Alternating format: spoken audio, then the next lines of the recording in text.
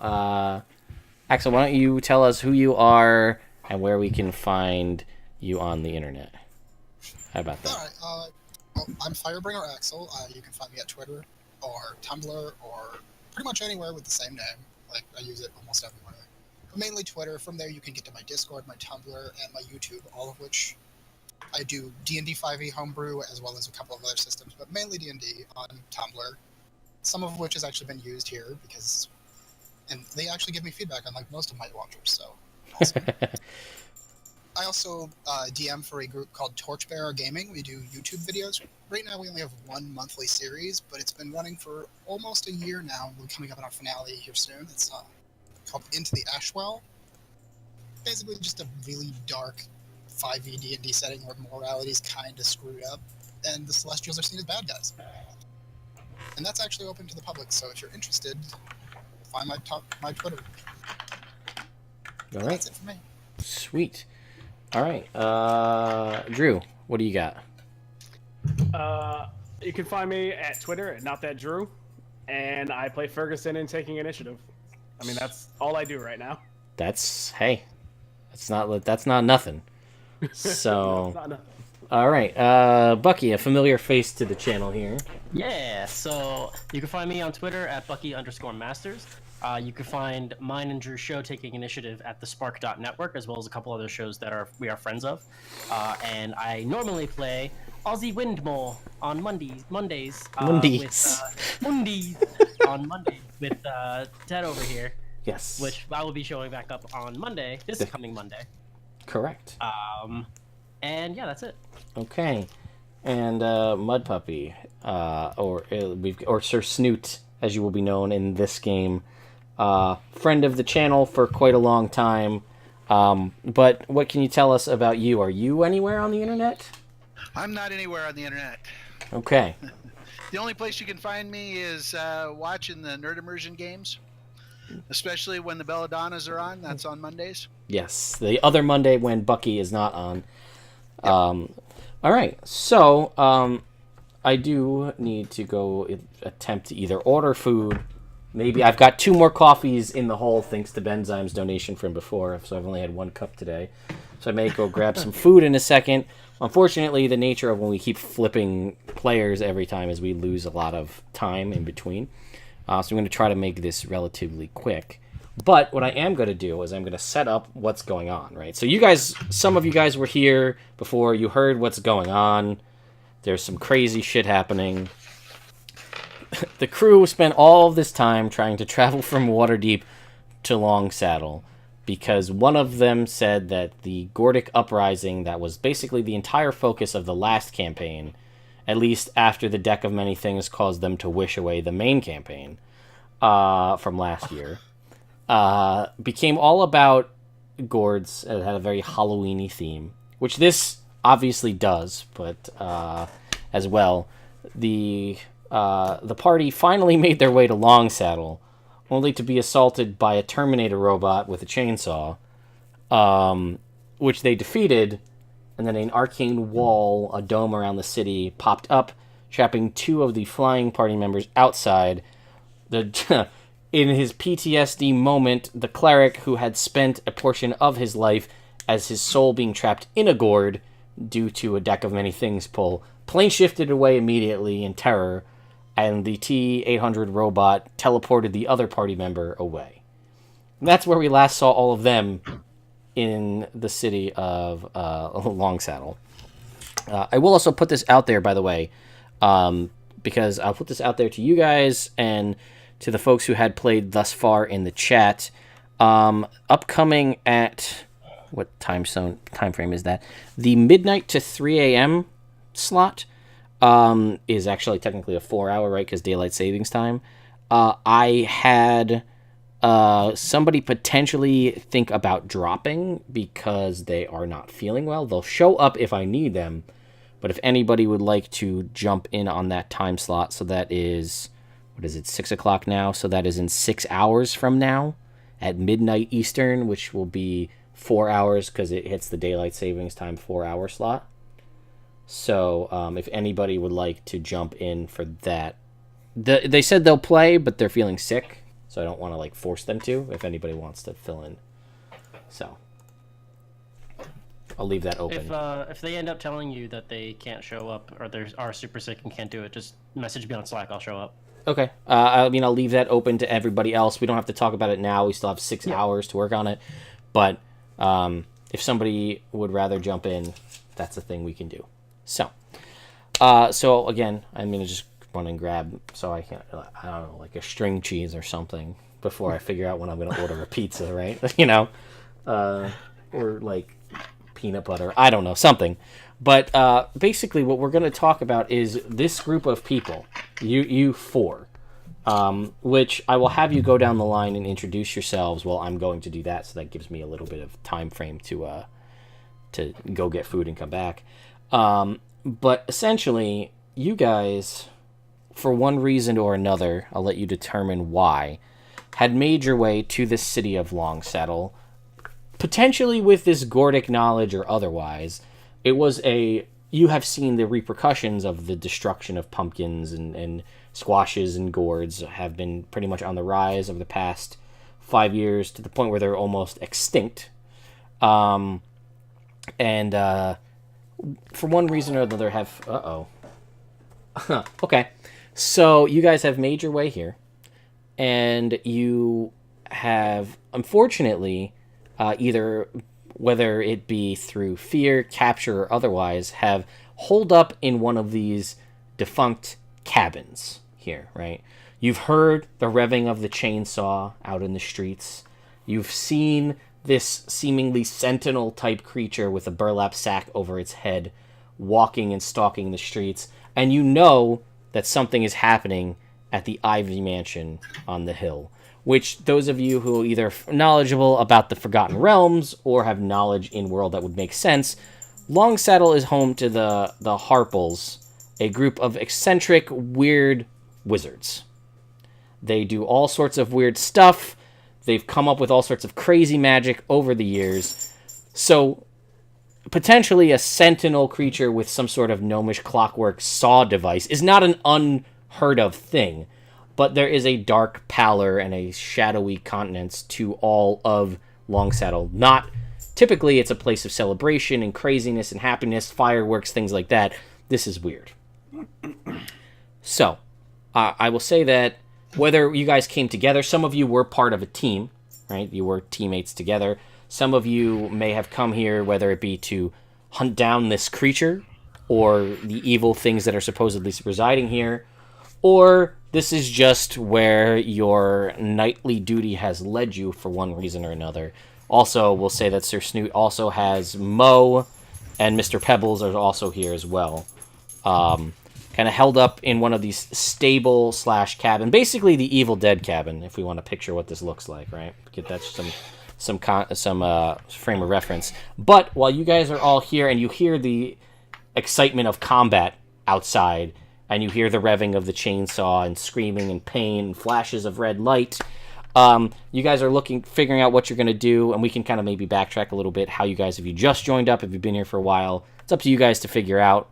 But as you're all sitting there, figuring out, as you see the flash of red light outside, there's a flash of red light in front of you, and a deck of cards appears on the floor.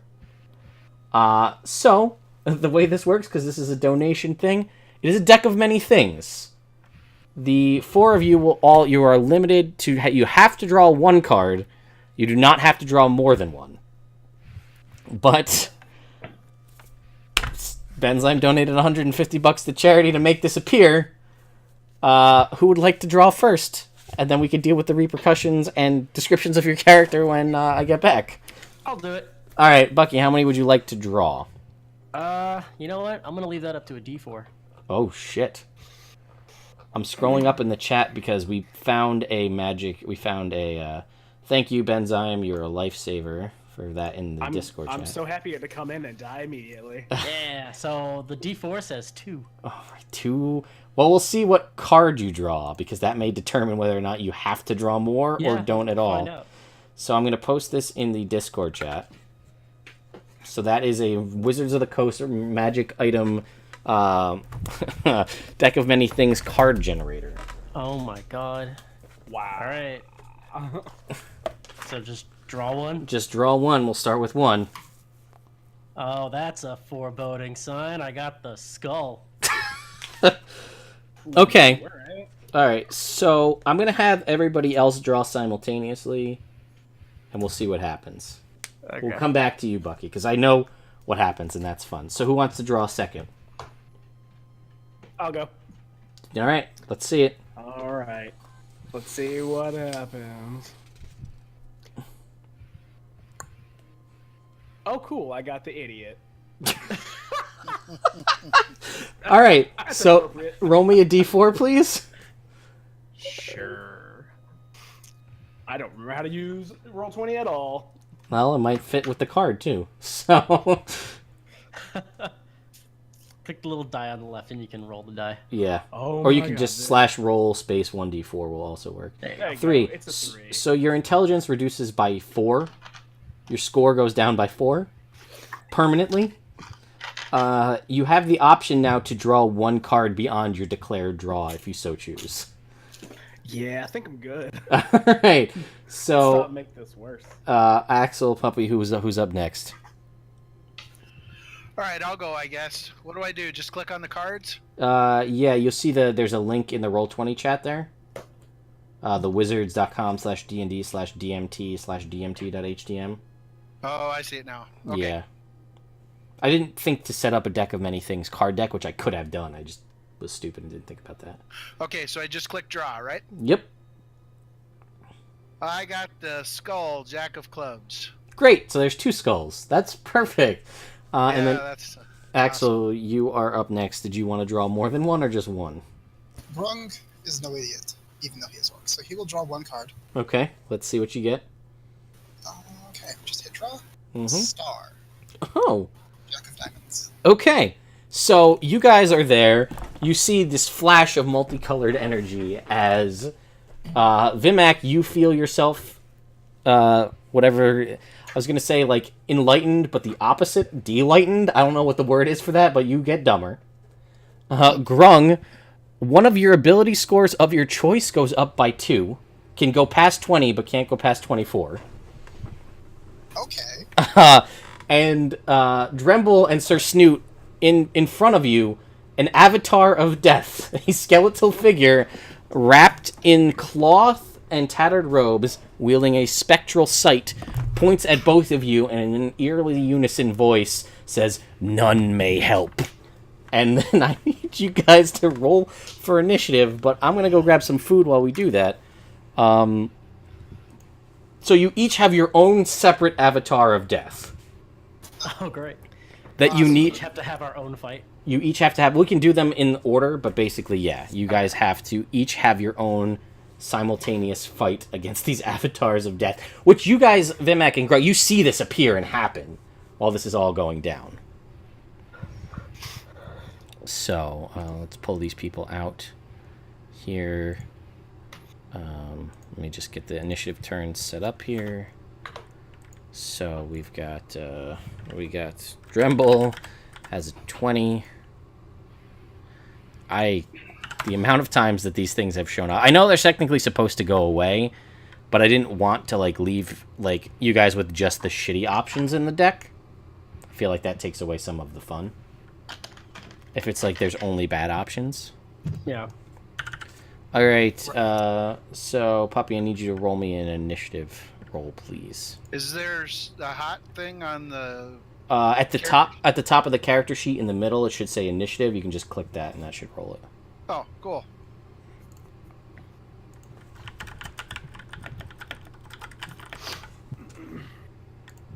Okay, we'll go up here, and we will. Oh, my. Sir Snoot. We'll add you in. You've got a 9. The avatar of death number 2 is got a 10. So it's actually, that's perfect. That works out. It's Bucky's avatar, then Dremble's avatar, then Dremble, then Sir Snoot's avatar, then Sir Snoot is the order for this fight. So I'm going to go run and just grab some food and maybe a cup of coffee, but I will ask you guys, starting with you, Axel, and we'll just sort of go the way it is on the screen, so it'll go Axel, Drew, Bucky, Puppy in that order, and just tell us about, because you guys are all seeing this now. You're together. What your character looks like. Give us a little bit of background, who they are, and we'll just sort of go down the line and get that out of the way. So take it away. All right. Oh, I'm playing Grung. Grung M. Orc. Him from far north. Him come from up by 10 towns. Him exile. His people no want him. He come down south, where people not like cold. People weak. He strong. He do work for people who are weak, for money. So Grung live as mercenary for quite some time. Yet rather good at it. Good at killing. Orcs always good at killing. Humans and elves and dwarves always try to treat orcs like they are lesser. But when they need something killed, who do they turn to? Grung. But yes, Grung is a mercenary, and a monster hunter at that. He's made a living off of killing things that nobody else wants to deal with. And he's gotten pretty damn good at it. As for a bit of his backstory outside of that, yeah, he was exiled from his tribe. He comes from up in the far cold north of Icewind Dale. He is a rather tall orc, probably among the tallest in this group, except for maybe Goliath, of course. He's almost 7 feet tall. He's big, muscly, brownish black skin orc with red eyes, and he's older for an orc. Like he's up in his age, so he's got like a bald head but very like gray, well trimmed beard. And he, despite his age though, he does look like his build is both powerful and he's got kind of a lithe muscle, unlike most orcs where they're just brute force. He's a bit thinner than most orcs, but you can tell that he's lighter on his feet for it. And he's also joined by a massive northern aurochs, as some might know them, but they just this massive beast of burden that's covered in curly furry hair. And it's got some armor layered over top of the hair, kind of keeping it down. But this beast, as you guys have probably, some of you might have been traveling with or around him for some time, seems to be the only thing he shows any amount of affection. At all, whatsoever. Besides that, you might even know him by reputation. He has Grung the Merciless. But with that beast, he is just a child, practically. And that's Grung. So, on we go. Alright, so I am Vimak Stonebreaker, and I am actually a Goliath trapped in a gnome's body. So Vimak wears scale mail and he has his face painted white with the standard Goliath tattoos painted over it. He's completely shaved. And he and Dremble were cursed and swapped bodies. So now they are trying to fix them. And he's just a little ball of anger right now. And that's Vimak. I am playing Dremble Membleflorp, which is a gnome trapped in the body of a Goliath. And this Goliath has clothing very reminiscent of a gnome, but to a massive scale. He's kind of gotten used to the idea of being huge, but he does miss the his gnomish traits, because being a gnome really allowed him to commune more with nature and be more friendly towards animals and creatures of the forest and everything. And now that he has this large, imposing physique, acting that way, he's very intimidating towards creatures, and he misses the ability to be able to communicate with animals. So currently, he tries to make himself look as non-threatening as possible. So he has a crown that he puts on his head made of flowers that he druid crafts every single day, and wears very light and vibrant clothing. And that's Dremble. All right, I'm Sir Snoot the Knight. Sir Snoot wears shiny armor and has a big nose. When he's not slaying monsters, he's looking down on everyone. And he has a servant named Mr. Pebbles, who's very, very fat. He doesn't fight, he stays in the camp, and he has a donkey named Mo. And that is Sir Snoot. This is gonna be a fun bunch of people to go with. I'm probably gonna die sooner than later, so I gotta fight an avatar of death now. I mean, this is your fault. You brought this on yourself. Grung is strongly debating feeding rest of evil cards to Gore Floof. I don't think that's gonna get rid of them. So just for the record, this is the first time I've ever drawn anything from a deck of many things, and my first draw is terrible, so that's awesome. That's Yeah, all that's right. that's pretty much how it goes. It's the only thing in there. It's just all awful. It's like a casino where there's enough good in there where you're like, oh cool, I'm winning. No, you're not. You're lying to yourself.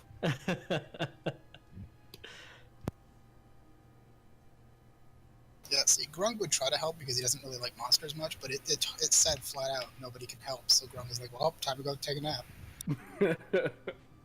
Oh, that's really gonna make Vimak so sad. That's his body. Don't, Dremble, you can't die. I need that body back.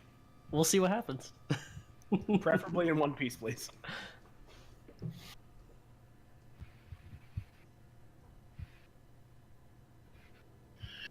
At least we can all take a hit, probably. So This is true. that should help. I see the chat keeps saying, like, so many people are like, oh, the skull's not that bad. You're right, the skull's not that bad. I mean, it could have been Also worse. I not could have good. drawn the void. So Well, yeah. Yeah, I think the squishiest of us would be the druid, probably. It's true. How squishy are you for a druid? I'm not that bad. I have low armor class, but Alright, guys. Got to feed the dogs and everything else too. So, hello, I'm back. hello. Back. So, all right, let's start with what's your HP, by the way, Dremble? Mine Yes, 94. 94. Got it. Okay. So, great. So it's gonna attack you with its reaping scythe. That sounds about right. Let's see how well it does. It's gonna roll. Oh, it doesn't roll. It just hits. Oh, Awesome. cool. That's cool. Yeah. So you don't have resistance to anything currently, do you? No. No, I do not. Okay, then it is gonna deal.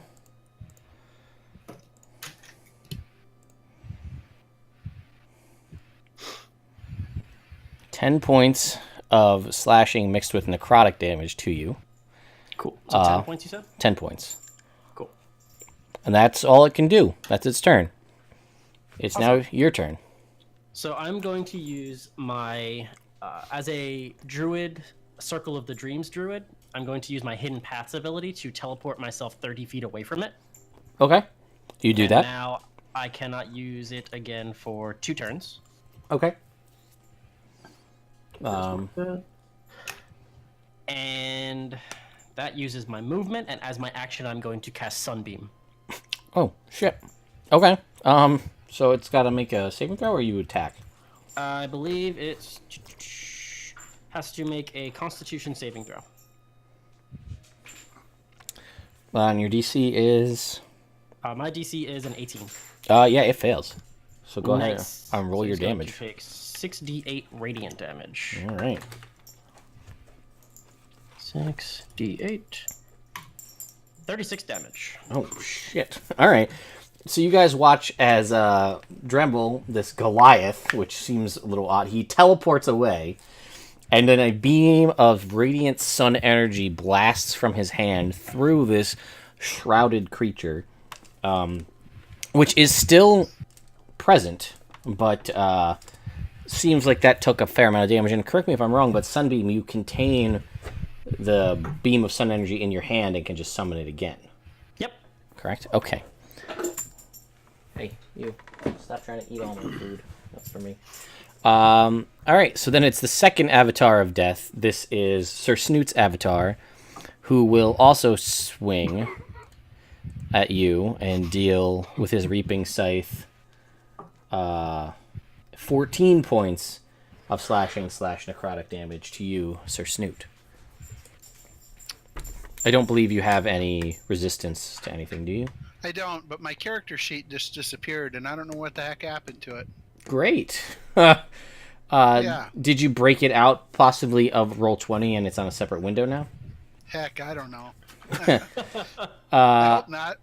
That's okay. It's a try. I mean, it looks like it's still present. I can still see it. So it is still there. Just try like clicking out of Roll20, like just out of the window of Roll20 and back in and see if it pops back up. Or just try clicking your name in the like the little window again. Yeah, is the sidebar still available? I see a sidebar. Do you see your name in there? I do, but when I click on it, nothing happens. That's weird. It And might be in another tab. yeah, there's no other tab for your character sheet? Browser. There might be. The other possibility is if you accidentally double-click the top bar of it, it might have miniaturized it, and it'll be kind of see-through and somewhere on the actual Roll20 tabletop. Yeah. That's probably what's going on. Yeah. Awesome. It should So be. it could be anywhere. You should actually be able to see it. It's semi-transparent, but it'll still have the name somewhere out on the actual tabletop portion. Yeah, like in the top kind of middle section, you should see it kind of X'd out. It should say Sir Snoot. Oh, yeah, I see it, but other crap is in the way. Just try double clicking on it. You should be okay.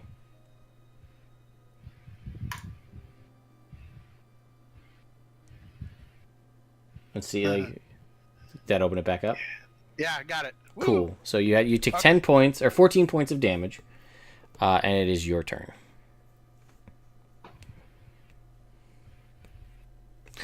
Oh, all right.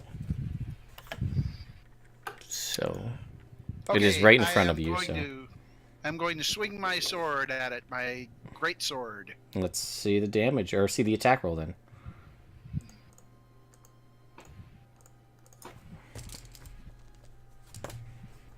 Okay, let's see here. So the first swing is a 29, so that will hit. So go ahead and to roll the damage, you just click where it says Light Blade Greatsword in the chat there, the Roll20 window there, and it will That's roll. what I the clicked on. It didn't show up damage too? It just clicked. It did it twice. If you click in the actual Roll20 chat window on the right, if you click that first where it says Light Blade Greatsword, it should throw the damage up. Can you explain where I'm clicking one more time? Sure. In the chat window on the right-hand side, you see where it says Sir Oh. Snoot 2922. Click where it says Light Blade Greatsword. Got it. The first one? The first one. That should put out your damage, I believe. There it is. Okay, so 17 points to this guy. And your sword is a magic sword, so there's no issues there. So I believe that 6, 4. Okay, so now that we figured that out, go ahead and roll me your second attack. Okay. 27 will hit again, so do the same thing. Give me the damage. 17. Got it. So I believe I have 3 attacks. you do have 3 attacks, so let's see the third one. All right.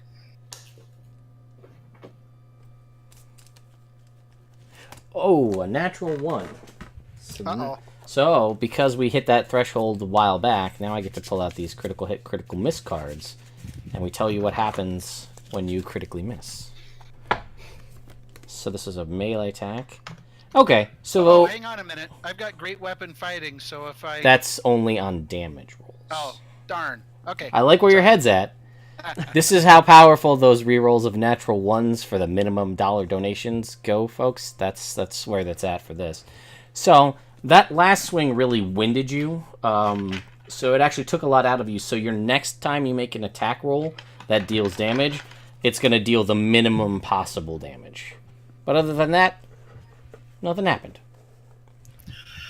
Okay, well that's going to be right now because I'm going to go ahead and use Action Surge to attack it again. All right, so go ahead and make another attack roll.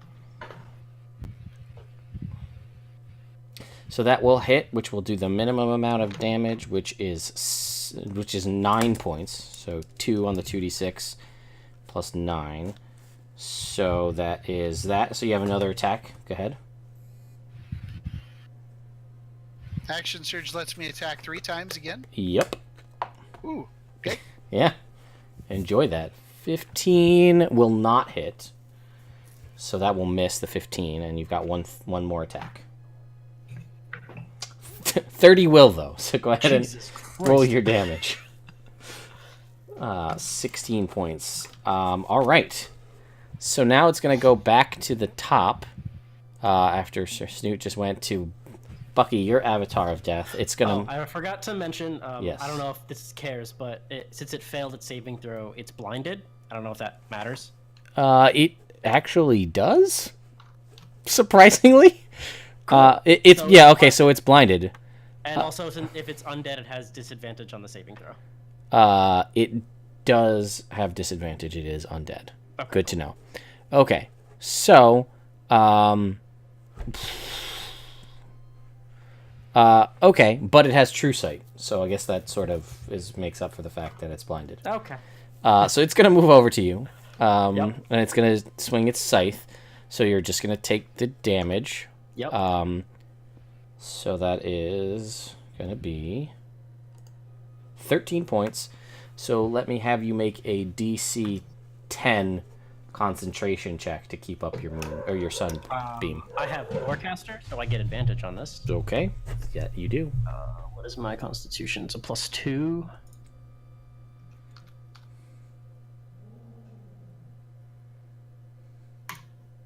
$17. You're good. So you maintain concentration. Is now your turn.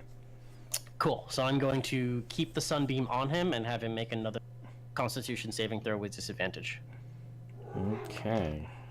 Sorry about the dogs. He's got disadvantage, which is still a fail. So he fails. So go ahead and roll your damage for your second sunbeam. So that's gonna be another 68. 27. Yeah, you just... It just goes through and just evaporates this shadowy creature into nothing. Yay! So he is dead. It is now Sir Snoot's avatar, who will attack him for 5 points of damage. A big 5. And it is now Sir Snoot's turn. You have your guy right in front of you, and you have 3 new attacks. All right, I'm going to swing my great sword at it because that's what I do. Sure. Yep. 27 hits. Okay. And you... the smoke disappears, and you destroy your avatar of death. Woohoo! All right, now Dremble, draw your second card. All right. Let me find the link again because I closed it out. It's okay. There we go. All right, here we go. The Rogue. Okay. You're not sure, but you just feel that somewhere, somehow, you killing this death avatar just made somebody in the world just super pissed at you. Oh no! You have made an enemy of an yet to be determined NPC. And yeah, then the deck's gone. And you are left in the cabin alone. Some of you dumber, some of you stronger, 2 of you a little worse for the wear. I'm going to do the thing I'm supposed to do as my character and actually heal the people who are hurt. Okay, you can do that. Okay, so how bad are you looking, Sir Snoot? Oh, I'm not looking too bad. Okay, I'll heal you for a level 1 cure wounds then. So we got 1d8 plus 5. You heal by 11, Okay. and I'll do a level 2 for myself. Okay. And I heal for 20. Sweet. So, Grung and Vimak, you watch this whole shit go down. Oh no. Grung was brushing Gorhoof. Oh, gotcha. Grung was just not paying attention. He just kind of moved over to the corner, started brushing the aurochs. Yeah, so he's like, oh yeah, whatever. He just turns around and is like, oh good, you're not dead. Alright. So. Yeah. What would you guys like to do? Vimak's going to glower at Dremble. It's really try to kill me, don't you? I don't know what you're talking about. I didn't have a choice. Just like you didn't have a choice to jump the ditch last time. No, I didn't. What are you talking about? And then I'm going to stomp away all 2 feet, 30 pounds of me. Gotcha. Alright. So, the deck has disappeared. You all have survived. And not too much worse for the wear. And you saw the flash of red energy outside. And now you guys are here in the room, and the gnome has stomped off. So you said we saw this energy outside? Yeah, through the kind of boarded up slats of the window, you saw this flash of red energy. All right, well, I'm going to head out there and look at it. Did you guys see that? I'll follow after him. Oh yeah, we should probably go with him, Vimak. I exasperatedly sigh and follow. Okay, and you guys, I'll point to Mr. Pebbles and tell him, you stay here with Mo. Okay, and he will nod and agree to stay in what seems to be the safety of this definitely not haunted cabin. Yeah. Grung will pack up the stuff he was using and unsling this massive, ornate-looking dwarven crossbow that he's carrying around, and just kind of quickly cast detect magic as he walks out, and Gorhoof is following, not staying. Okay. You guys notice as you're walking out a cellar door in this cabin, which has a string of chains run through a loop to seemingly keep something trapped in the basement, but you pay that no mind as you head outside. When you head outside, I guess I should say, Grung, you're going to see magic obviously radiating from your party. The Goliath, inborn magic as a spellcaster, but also magic from items and things. Yeah, I figured as much, but he's paying more attention to the field in the direction of the source of the light. Sure. There is obviously you look up and you see this kind of, there's like a ripple happens briefly, but you see the kind of dome of the blue arcane energy that's sort of surrounding the town.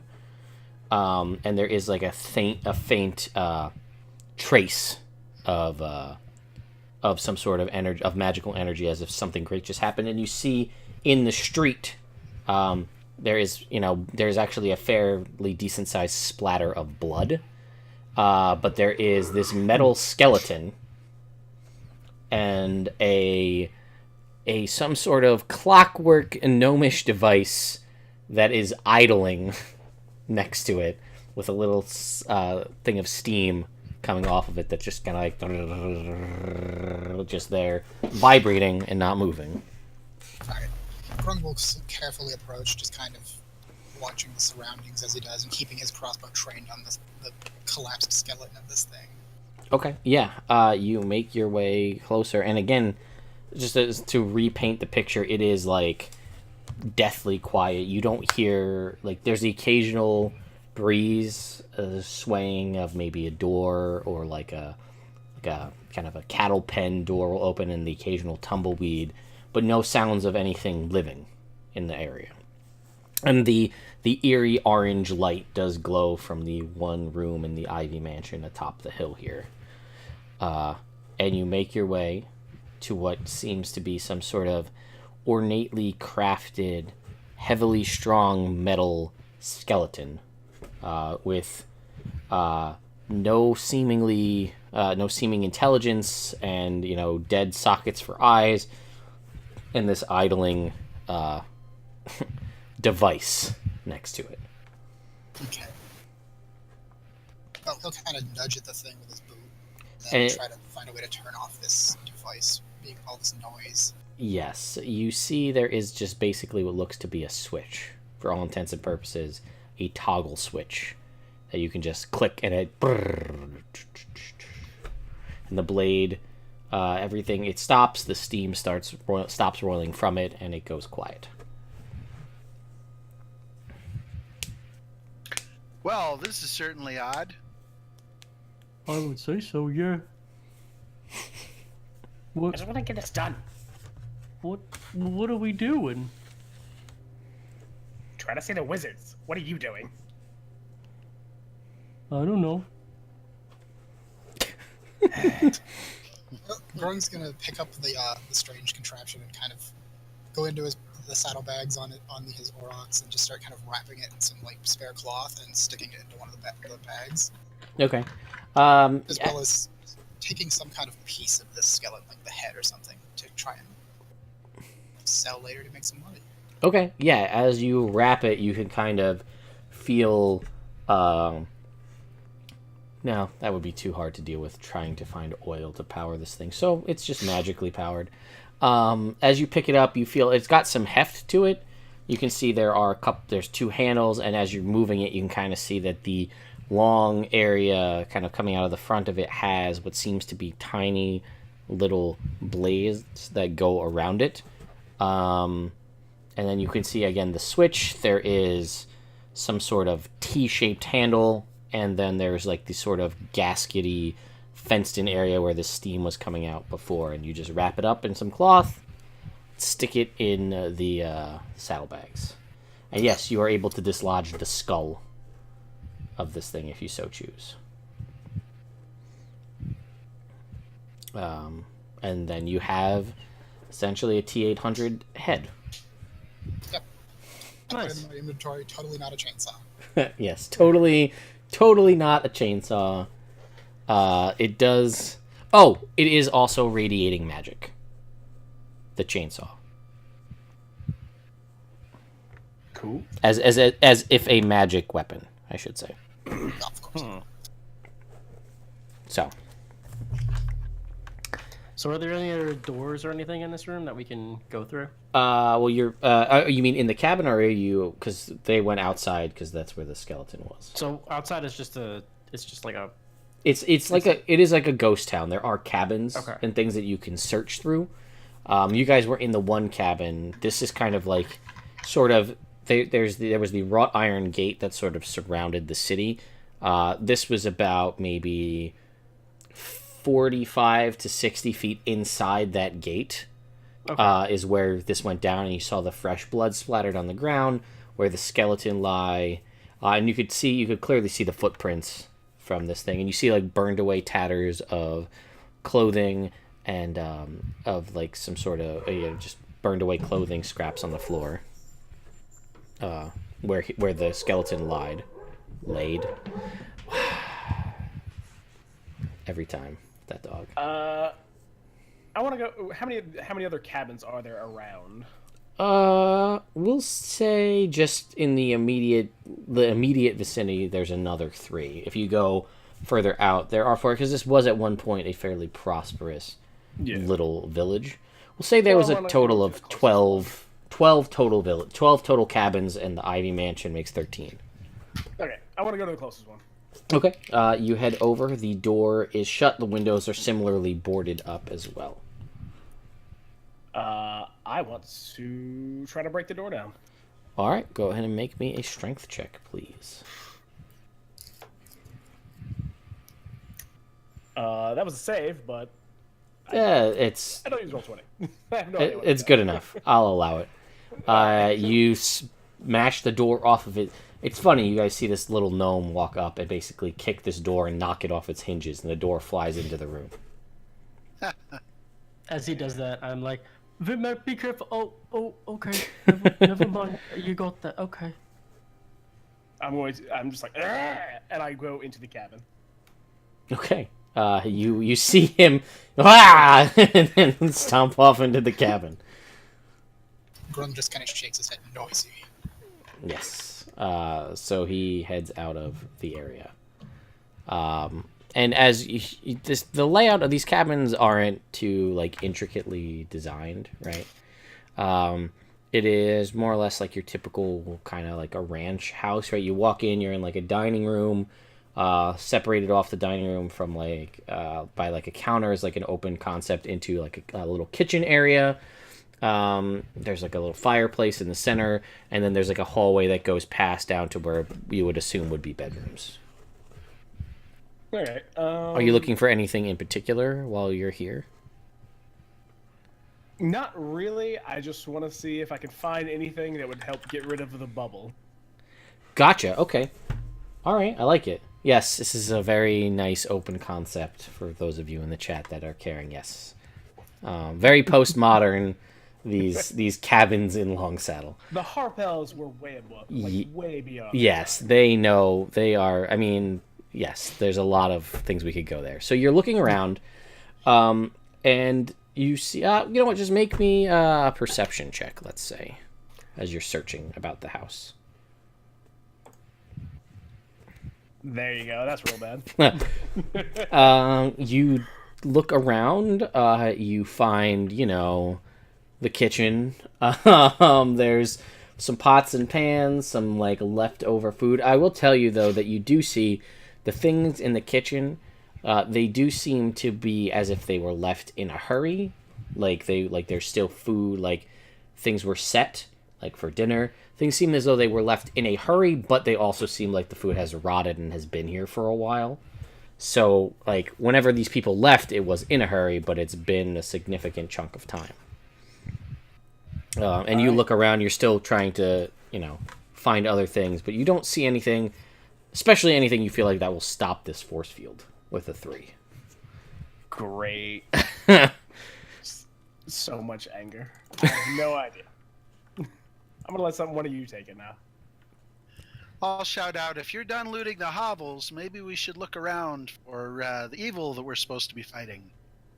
And on that note, Grung is going to try and find tracks leading to where this machine thing came from.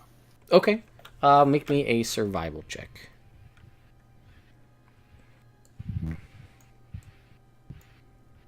18? Yeah, you can find essentially where the tracks came from. It leads around kind of in between two of the houses, past the house that Vimak went into, and further that way. I'm assuming you're going to track after it, or... I'm going to tell them that I found the tracks first, of course, but yes. Okay. So you're informed of these tracks. Alright, I think we should follow them, see where they go to. Maybe get some answers to all of this. Sounds good. So I'm following them. I'm going to follow after him, wherever he's going. Okay. Grung will kind of start moving that direction stealthily. All right. You guys head to... Oh, make me a stealth check. Oh, never mind. Okay. You're like, I'm going to follow if... And you see him like turn the corner, Jesus. And then he's gone. But we'll say that you kind of found his general heading, I guess, with his 31 stealth. But you can probably find Gorhoof following in his boots. Yeah. The Oryx is easier to follow than the seemingly, which you wouldn't feel like would be as stealthy for an orc, but clearly you would be wrong if you thought that. Obviously, no idea where he went. If you thought 6'6" and 270 pounds wouldn't be stealthy, you were wrong. Yeah. So you track these. It leads past the house that Vimak entered, past one of the other houses, because basically we're going to say like you have a center street, right? And you've got, let's see, so you've got basically 2, 4, 6, 8, 10, so like 12. So you've got the houses are kind of going in twos outward from the center street. And like the center road leads up to the gate, up towards the Ivy Mansion up on the hill. You follow this, and it leads you past the second set of houses to a work shed that is attached to the third house. And the door shed door is shut, and that seems to be where the footprints, and as if they were coming out from that work shed, is where this metal thing came from.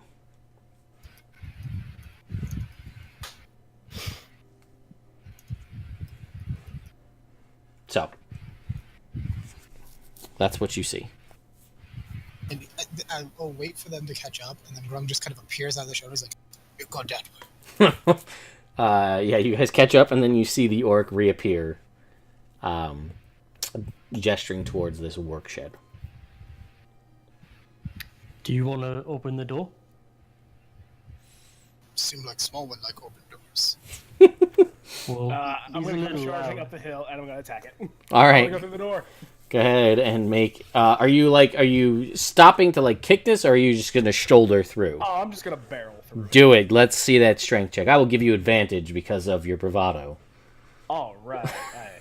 Grung just kind of immediately takes a knee and covers him with his crossbow. All right. So you can just make a strength save again. That'd be fine. We'll just use that. Sure, I'll do that. That's the lazy way of doing it. That's fine. Listen, I'm still like I'm trying to be cognizant of how much I'm not going to care about the rules in the next 12 hours. So like okay, yeah, so bam, Jeez. like you thought he would dive into the room, but you splinter this wooden door. It just shatters into splinters. Like there is no door now. And as you come barreling through, you hit with your shoulder, you hit the ground and you roll and stand up, and it's impressive. You guys, like you are impressed by this like gnome rocket as he just destroys this wooden door and comes rolling up to his feet. But at that point, I am going to need you to make a dexterity saving throw. A dex saving throw? Yeah. Cool. As he rolls up and he feels as he stands up and gets to like a 3-point stance that the floor kind of like sets down as if standing on a pressure plate. Wait, Drew, do you have danger sense? I do, yeah. Yes, so you would have advantage, but that's an 18 anyway with the advantage there. So you manage to roll backwards away as an arc of lightning comes from somewhere in the side, like a coil, like almost like a Tesla coil arc hits the floor where the pressure plate where you were just standing. I'm going to turn around and just be like, I am a Goliath, and I am angry because I am not a Goliath. And I'm very frustrated in this. I'll walk up in the door behind him and kind of like, I guess, walk over where the pressure plate was. Yeah, you can look around. He didn't really look. He just went in. Yeah, I want to walk in and kind of look around. Okay, so this shed isn't in. I'm it's supposed not. to look too? Come on.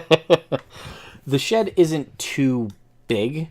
You could probably the four of you could fit in there, with a little bit of discomfort, but it is basically a wooden work shed where you see there's like a bench kind of to your left as you enter.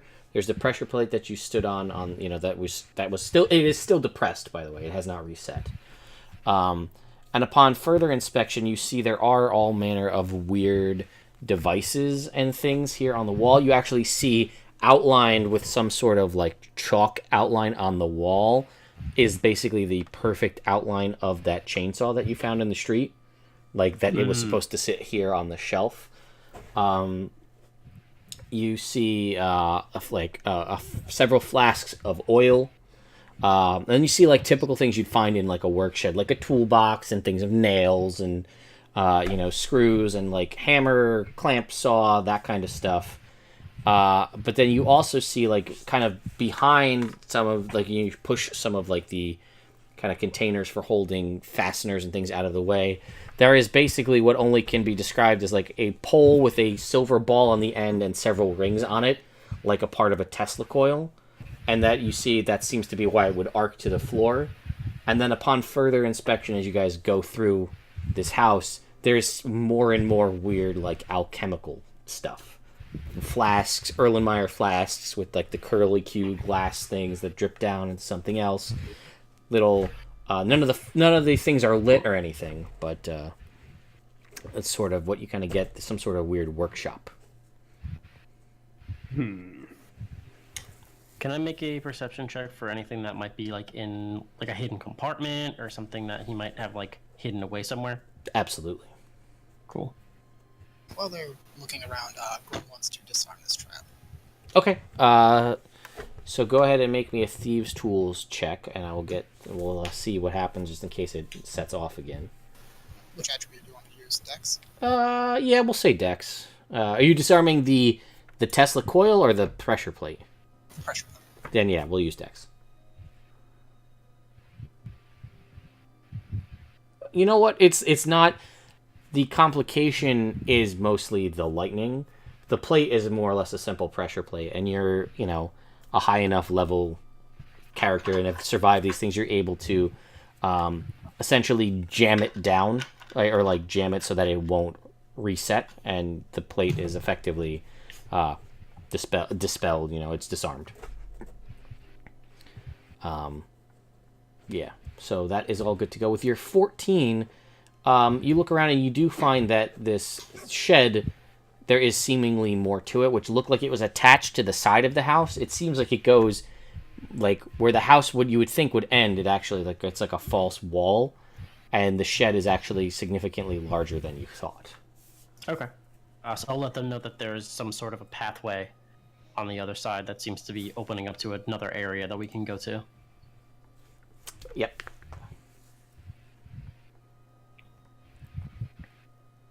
I'm gonna go that way. I'm gonna go into this area.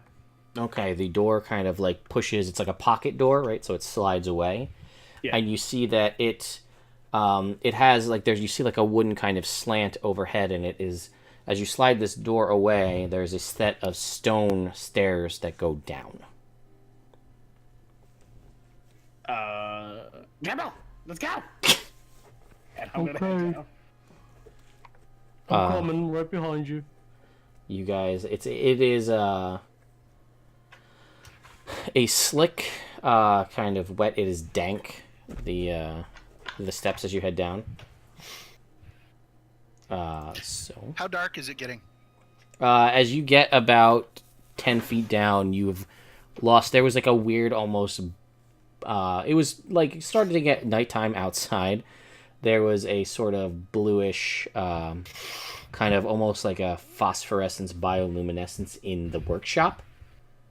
But as you get about 15 feet down the stairs, it pretty much goes to like pitch dark.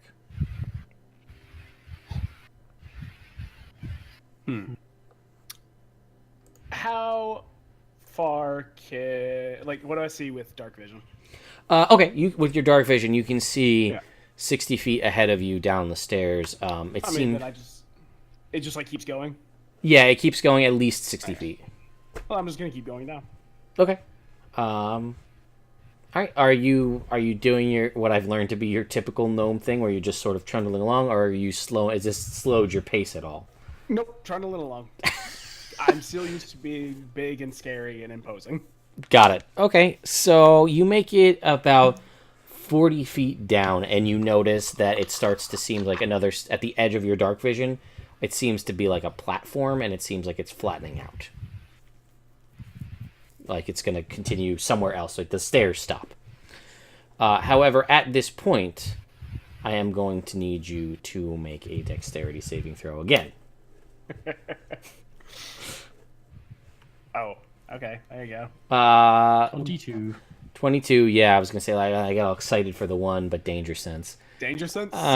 So, you jump forward as the false stair gives out, which what you see drops down to a pit trap. You jump ahead the 5 feet over this fake step as several of the stairs kind of just drop away, and you can see that it's like a chute, like the stair, like it would drop and then it sort of reverses. So if you're going down the stairs this way, the chute drops and the slide goes the opposite direction, back the way you came, but underground, and you can't actually see where it leads you because your dark vision terminates before you can see how far down that would lead or where it would go. Okay, stop! There's a hole! And I want to try to be able to get Dremble to jump over the hole. Okay. I currently can't see anything. I'm aware. Grung is going to be pulling out his hooded lantern and lighting it up. Okay, that's Okay. much smarter. I'm Yeah. gonna light my sword too. All right, yeah. My So sword is magical and it lights up. yes, so you see that Sir Snoot's Oh, yeah. greatsword also illuminates, basically like a flashlight, essentially, or like a torchlight. So So there's a pit in front of us. Way better. yes, there is. It's about a 5 foot wide pit. So the stairs are still, so it's not too difficult to jump over because it's still on a downward trajectory. So you're like gravity and the angle is sort of working for you. But when you peer down into this pit, it's like a slide, but it's going the other direction. Away from you, but you can't. I mean, obviously you don't have dark vision, but it leads Right. the away. It leads even with the folks with dark vision. It's outside of how far you can see, so you don't know where it goes. But there's a path on the other side of the pit still. Oh yeah, you can just jump. It's basically like 2 of the large steps have caved out, and then it continues on pastward because Okay. Vimak I'm just is gonna there and he's fine. Basically, walk over the pit because I have, as my magic item, I have winged boots. So Oh. I'm just gonna keep walking and walk straight across the pit. Yeah, so you link with the hover boots, just walk across this gap, no problem. So now Sir Snoot and Grung, you are behind on the staircase. You guys have light, you can see, and you can see this gap. It is about 5 feet wide. Both of you are decently strengthy, I believe, so you shouldn't have too much of an issue leaping it. The ceilings aren't. The ceilings are about 8 or 9 feet high, so you might have to crunch down a little bit, but you should be able to make the jump. Okay, I'm gonna make the jump. Let's see what happens. All right, so roll me an athletics check.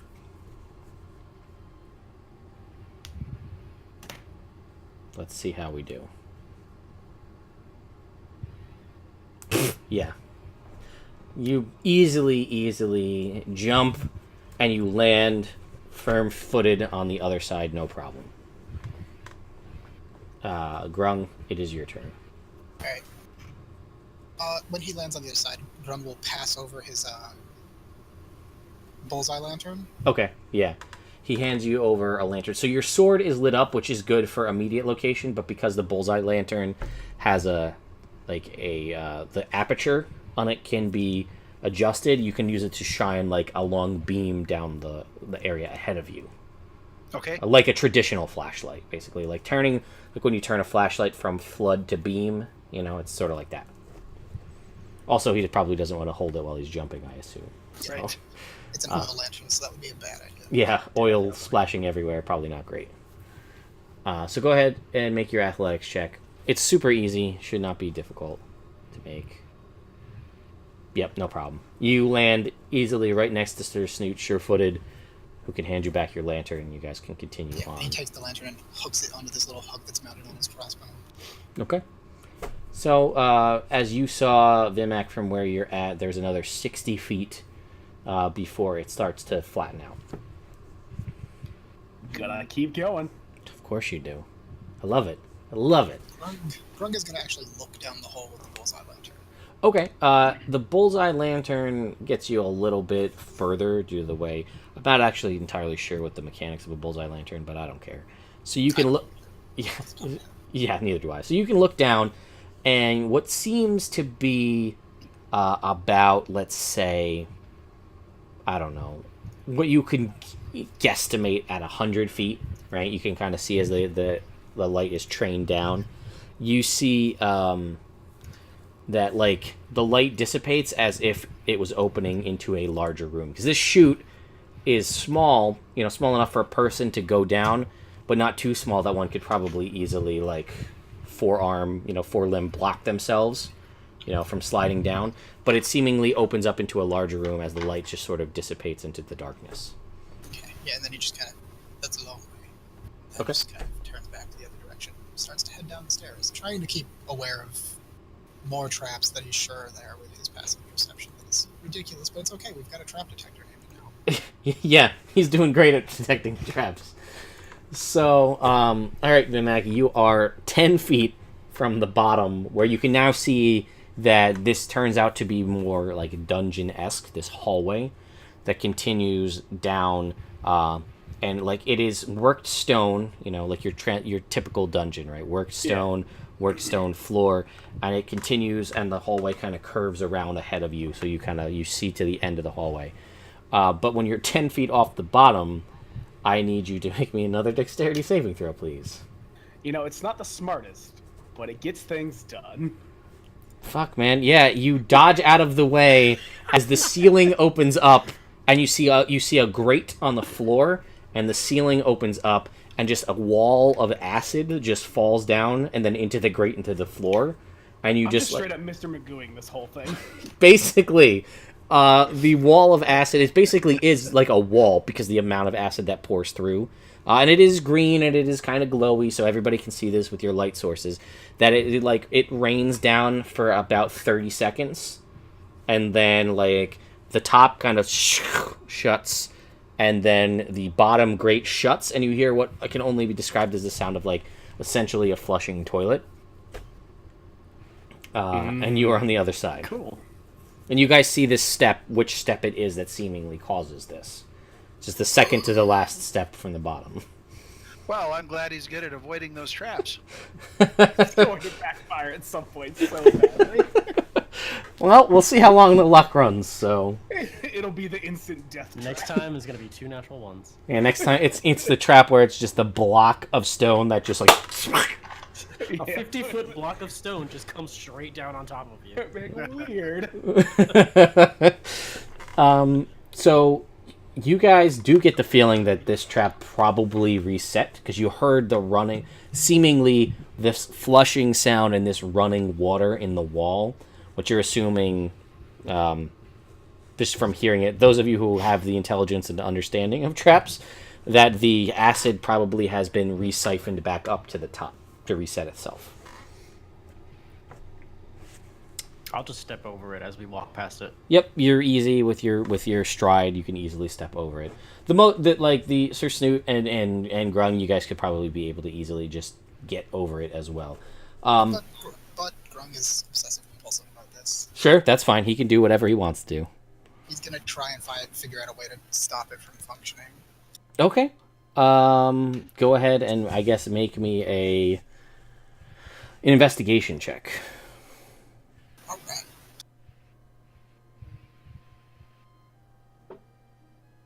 19? Okay.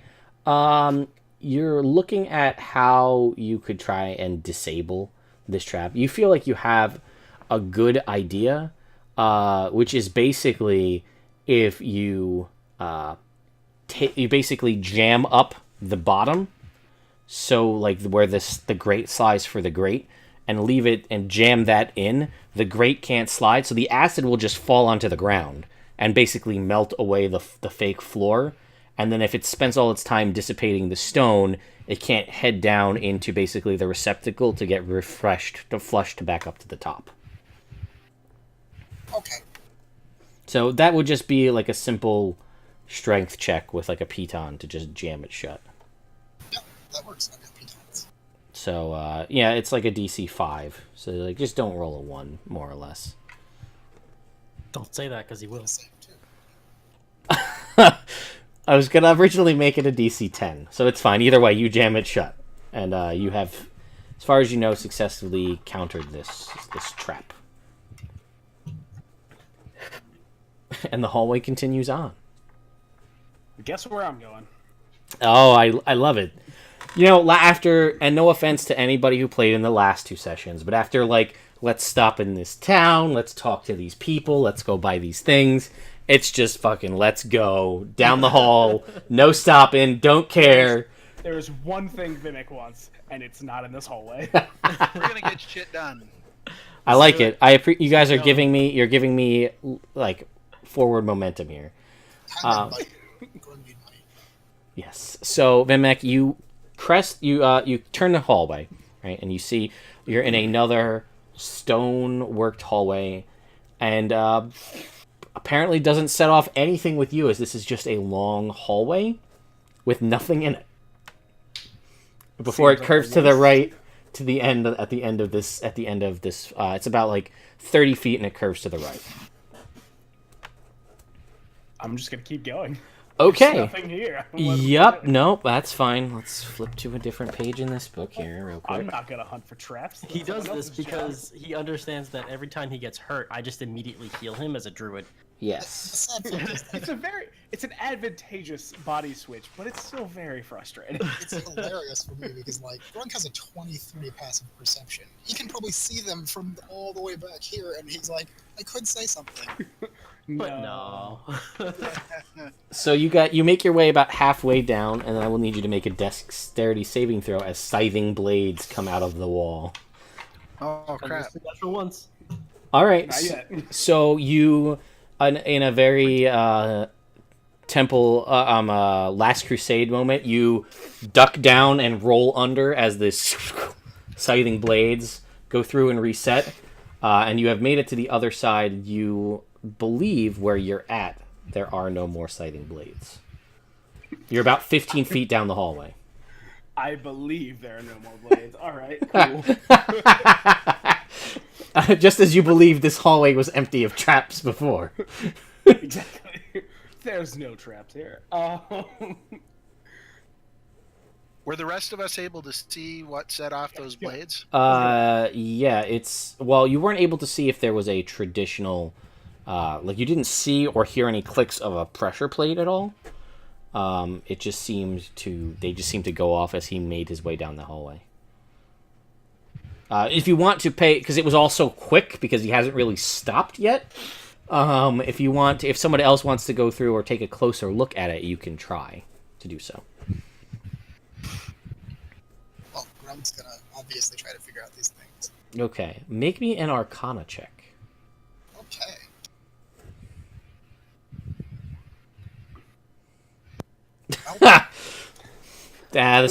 This is definite. There's no magic to this trap. You're pretty sure that he must have stepped on, like, you've seen the pressure plates happen pretty much consistently the whole way down. So in your mind, with that roll, you don't really sense anything magical in nature. You assume that it's probably just another pressure plate.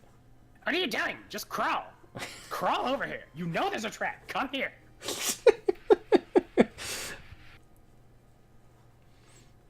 So, what would you guys like to do? Grung does not sense any magic.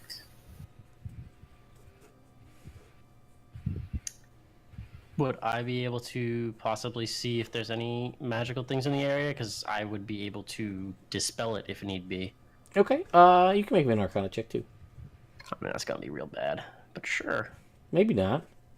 Yeah, don't take the very sound advice of crawl over here. Yep, that's a 2. No, Grung says there's nothing magical, and you're kind of like, yeah, you know what, you're probably right. No, why wouldn't I trust the rogue? So, yeah, no, I'll take Vimak's advice and just start crawling. Yes, you crawl, and as soon as you get right about where you saw it happen, the blades, these are not like pendulum blades, right? These are like like I said, the Last Crusade, these are like like saw blades that come out. And you see that when it's a little, thankfully you don't have any hair because you're so big as you're down on the ground. There's a low blade and like a high blade. So if somebody was presumably walking full speed or like normal speed ahead and didn't realize, they'd get hit like in the side and in the neck to like eviscerate somebody. But you are able to crawl through and just barely, due to your lack of hair, miss having anything removed. Perfect. And it seems to both Sir Snoot and Grung that this seems to be a reasonable path to get to where Vimak is currently. Okay, I'll do the same thing then. It's probably going to be harder for me to crawl in this armor shot. You know what? You are a knight of some stature. I'm gonna say you can do it. You basically That breastplate's smooth. You just slide. Yeah, I was gonna say you've lived in this armor, for most of your natural life. You're no stranger to getting into crazy battles, so you're able to get over there with relative ease. No roll necessary. It just makes me uncomfortable thinking of someone doing bear crawls in heavily weighted armor. Well, you know what it's gonna sound like, right? Yeah, it's not quiet. Not sure why. It is definitely not quiet. He's absolutely right. It is metal scraping stone as he crawls across the floor, but he does not get decapitated by the scything blades. That's important. That's the important part. Because I imagine too, and incorrect, and I don't know, but you tell me, Mudpuppy, is Sir Snoot's, is it just like a solid steel, like the plate, is it just solid steel, or does it, being a knight of some years, does he have like emblazonments and things like engraved or stuff on his chest? So he's got a tabard over the top of the plate. Okay, so it's not as loud. It's a little muffled by the piece of cloth between the cloth and the stone. Thankfully. It's still, I mean, it's not quiet. There's a lot of, because he's basically like, all of the joints in the elbows and the arms are like, like scratching as he's pulling himself along on the floor on his stomach.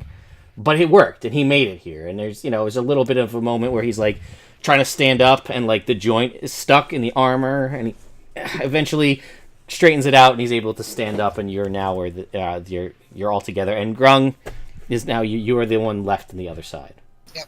And Grung, he's going to do basically the same thing, except he's going to take off his backpack and stuff like that, and tie a rope to all of it, and kind of just leave it laying on the ground, and take the rope with him, and just scoot under it like upside down, and then just pull the stuff behind. Okay, you do that, and a slightly less potentially embarrassing but successful moment you cross. Your guys are now 15 feet in the middle of this 30-foot hallway. Everybody together. Beautiful. It's time to keep going. All right, so Vimak, you make it about 7 feet down this second half of the hallway. I need you to make me a dexterity saving throw, please. Hey. You dodge out of the way as two traditional pendulum blades come through and then reset into the wall as you have made it to the end of the hallway. Did he seem to like trigger something on the floor, or like having same as last time? Like... looking for things this time, having had this happen before, you do not see any pressure plate, although there is because it's so dark and the light is fairly limited here, even with the torches, because you've kind of got things more in, at least because we haven't talked about opening them up in the more like precise beam. There is an almost imperceptible flash of like yellow-orange light on the wall as he passes through, and you didn't notice it last time because of the torchlight and you weren't looking for anything. But you do see this time. Okay. If I do see that, I'm going to cast Dispel Magic on it. Okay. You reach out and you cast Dispel Magic, and you see there is like a little bit of a fizzle. But I will say, with just as part of the casting of the spell, it is not a permanent dispel, but it is a temporary dispelment of the magic here, so you guys can presumably cross unhindered. I'll turn to them and say, go through quickly, it's going to fizzle quick. And Grung does so. All right, as you go through, and as you're walking past, and you can kind of see it, this is basically just like a physical entity glyph. If a creature crosses this threshold, it activates it, so that there's no traps on the floor or tripwires or pressure plates. It just activates with the physical presence of something moving past it. Which Vimak has done expertly, both times. It's a skill. Yes. So you cross this corner here, Vimak, and now you enter into a room where you do not need your dark vision anymore, anyone, because this room is glowing orange. As you cross and look into the room, you see that it has several, about 10 feet out sporadically. It's not really an issue for Dremble, but there are basically posts like into the ground that seem to be just enough for someone to stand on, and the floor is literally lava. This is gonna be fun. And Dremble, you're like, man, I'm glad I got those winged boots. Yeah. So it's basically, I don't have a plan, but I'll come up with it. But basically it is like 100 feet across from one end to the solid other end, and there are 10-foot spaced out sporadic, basically pillars where like I don't know if you can actually see it here, but like the spot to stand is about like yay big. So it's just big enough for one person to stand on, and it's a little tight for that even still. So how far is it till the next platform? From where they're at right now, it is 10 feet out. Okay. So, like, not as easy. Like, you did the 5-foot jumps are no problem. This is a legitimate jump. And it seems that this is a solid, almost polished stone, like, pillar with seemingly no handholds on the side. Like, if you grab this, you're... And because there's been so much talk about it, they are seemingly... And you smell in the air a wondrous smell. The smell of cooking butter in a stove. You notice that all of these pillars along the sides are coated with a never-ending butter up and down the posts. Awesome. So, if one were to slip, one will be coated in butter and typically slide down into the lava.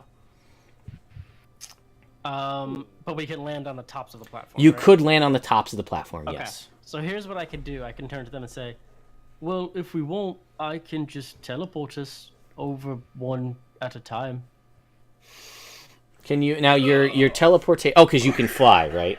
Because, no, I can fly, but my Hidden Paths ability, I can teleport myself, or as an action, I can teleport myself using my movement, or I can touch someone and teleport them 30 feet as an action, and then it just takes a little bit of time to reset. Okay, so you can do that, but you can basically walk... Do you have to be touching them to teleport them, right? Yeah, I have to basically touch them, and then I can move them wherever, up to 30 feet away. Okay. To a point I can see. So you can basically touch someone, teleport them, flying boots over to them, teleport them, essentially along. Okay. Yeah. So I'll do that to... Who would want to go and check things out, unless Vimak just wants to keep it going? Obviously, Vimak. You just take Vimak, and what happens, happens. All right, I don't even give him a chance to talk. I just touch him and teleport him to the next All right. platform. So you, let's see. Let me just get a pen real quick and think about how I want to do this. So this is 100 feet long, this room, right? And it is about 50 feet wide. And the stones are like 10 feet, and they're sort of like spread out so that it's not like an easy, just like in a line, just boop, boop, boop, boop, boop. You can teleport him 30 feet, so you can get him to this one pillar that is basically 30 feet out, about 5 feet from the wall. There's a pillar there, so you can teleport him there. And Vimak, you're a gnome, so it's not that big of a deal. You are standing on this platform about, that's not, decently sized for you. You are now 30 feet out, and you can feel the heat roiling off of the lava below. The lava is about 30 feet below you, I will say, too. So, like, if you were to fall openly, you'd have an impact into liquid fire, which would be great. Would it? So you what I wait. wanted for Christmas. You wait. What is it? You gotta wait 12 seconds, right? Basically, it's like as I have to roll a d4, and it comes back in that amount of time. So it's at most it's gonna be 24 seconds. Okay, and so we'll just say 12. We'll have it. Just say average. What is the length of time you can fly consecutively with your flying boots? Up to 4 hours. All right, so then there's no issue then. It basically will take a minute. We'll say it takes roughly, if you guys all decide that you want to do this, it takes roughly a minute per person. So you are about 3 to 4 minutes total getting everybody across this lava pit. So like I'll teleport all 3 of them to an area, fly across, do it again, fly across, do it again, and then we're all on the other side. Right. So basically what I'm hearing is you're not teleporting Vimak across first and then going back for everybody else. Yeah, no, I mean... Because if you get him across, he may just keep going. Yeah, he'll probably just keep going off on his own, so make him wait for a minute. You have no way to prove Stew in his own anger. All right, so you're able to transverse everybody across to the other side of this lava pit. I'm glad you have those boots, because otherwise we'd be in a mess right now. They're Yeah, pretty like helpful. before the boots thing came up in the teleporting, Grung was like midway through pulling out like a heavy climbing pick and everything. I was like, oh, okay. Yeah, this is what happens when you have people. You give them free range to choose items, and you don't actually think about what they would pick. So your teleportation, your floor is lava trap, very quickly just became a nothing issue. Yeah, I specifically made this druid essentially to be a utility druid, so... Hey man, it worked. Listen, well, you also know that like the Harples are high level wizards, so like a wall of force over top of this, you just walk across. So it's a nice simple way to get across here. Not a big deal. So you guys are on the other side of my carefully crafted lava pit, with literally zero issue. So I assume we'll keep with what we've been doing. Correct. All right, so the path here curves. It kind of goes up a staircase, which has no traps, surprisingly, and then the hallway curves to the left. So you continue down this hallway, and it opens into a larger room. This room has a platform, about a 50 by 25 foot platform. At which point there is a open area, and then another platform on the other side. This is again another about 100-foot long platform or opening, but in the middle of that there is essentially like a tightrope, or not a tightrope, like a rope bridge rather, that goes across a 5-foot wide rope bridge over what seems to be some sort of like dark, almost imperceptible green liquid. This is just screaming traps. Like, just full of more traps that we're gonna find out as I'm halfway across, because guess where I'm going? Yep, as you're halfway across. So, let's find out what happens. It was fun playing, guys. I'm gonna die. You better not die. I need that body. Nope, you just have to be a flower crown druid. Goliath. I mean, I might be okay with that. Also, thank you to Katie / Lazy Mermaiden for the Goliath flower crown art. Oh my god, I love it It's so much. wonderful. So you are about halfway across when a tentacle whips up out of the water and goes to grab you. Also, we just got a donation, which I really am still so pissed that for whatever reason, Streamlabs is not, like, they changed their coding so that when I get Extra Life donations, it doesn't update my donation bar, which is super annoying.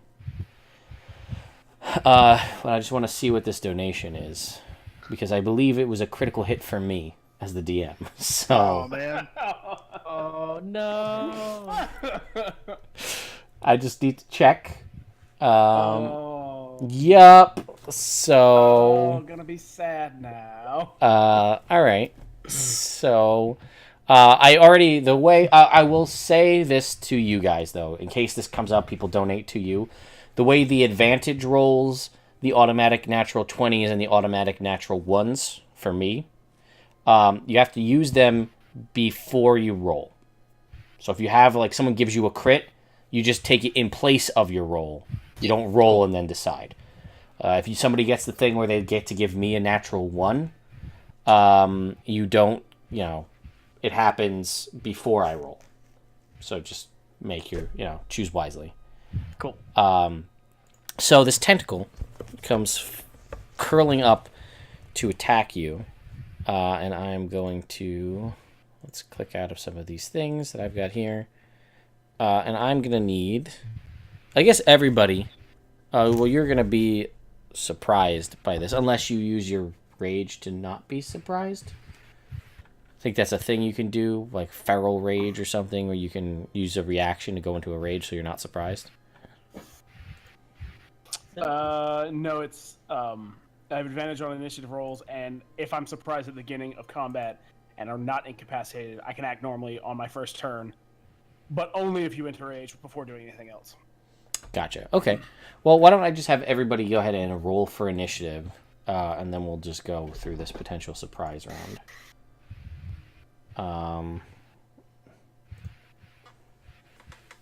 Well, I get advantage. If you do. It's not much better. I'm a little offended. All right. Dremble. Hey, this is some jamming music.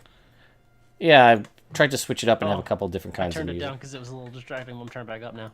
Yeah, sorry. I've tried to add a couple different options here Oh. just to get us some different music. Oh, I forgot to send the Grung. token. Snoot, Dremble. We've got to add Vimak.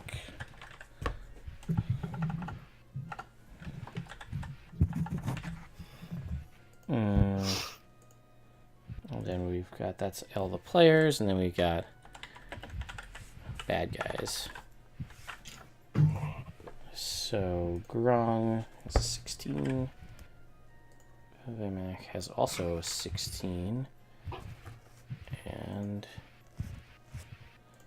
bad guy has an 11.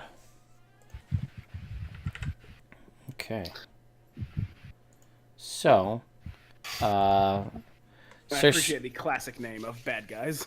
yeah, well, I always run into this issue where I like start to put in a name and I'm like, they don't know if I write out what it is, they'll know what happened. Bad guy 1, bad guy 2. Yeah. So what is going to happen is technically this is a surprise round because Vimak made his way halfway out onto this rope bridge before this attacked. So what'll happen is, Sir Snoot, you're surprised. Vimak, it is your turn technically now, so you are acting in you are technically surprised now, so you can, I think, enter a rage first and then act normally. Yes, I can. Okay, so And you that's can... what I'm going to do. All right, so there's just a tentacle waving in your face. Did not get to actually attack you. I don't appreciate that. I Yeah. want to attack it. So go ahead and make me an attack roll on this tentacle. I don't know why it's rolling things. I don't know why it's rolling advantage. It's on an always on advantage. It's fine. Cool. Basically, the way it works is if it hasn't been set, if it's on always on advantage, the first roll is your regular roll. Yeah. So 25 either way. So yes, that will definitely hit. Go ahead and make a roll against, Yep. or the damage roll rather. Yep. There's a fancy, terrible damage. That's not counting my rage damage though. Yeah. So Which is an extra 3. okay, So 11. 11. Got it. Sweet. And as as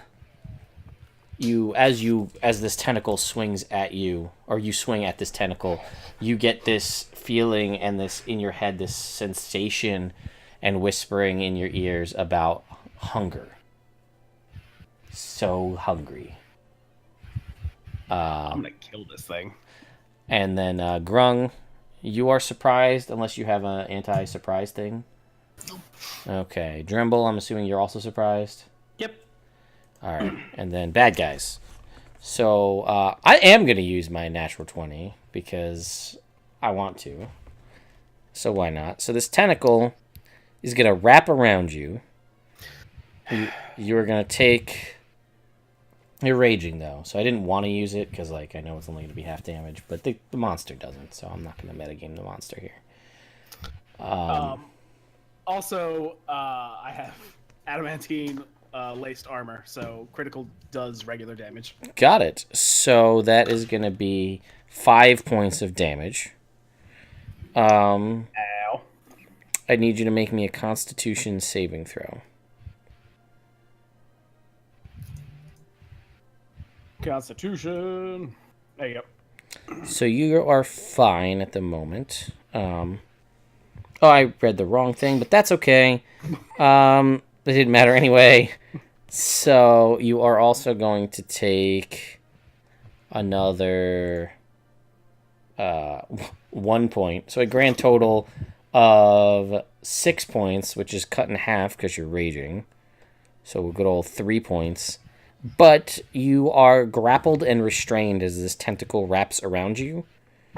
And then it's going to essentially lift you up off of the ground, right?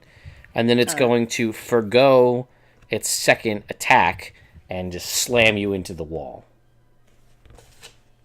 Which again, you're raging, so it doesn't do a lot, but it doesn't know any better because it's inside of this goop. Oh, I forgot, by the way. Yes. I took the path of the zealot, so this thing, it takes 1d6 plus half my barbarian of necrotic damage.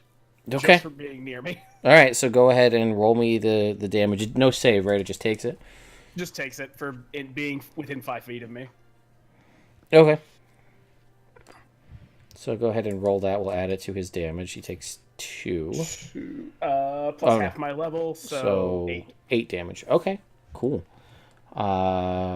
So, all right. Then it will slam you into the wall. It will deal 11 points, but you're raging. But I do need you to make a Constitution saving throw, please. Okay, another one. Yes. There you go.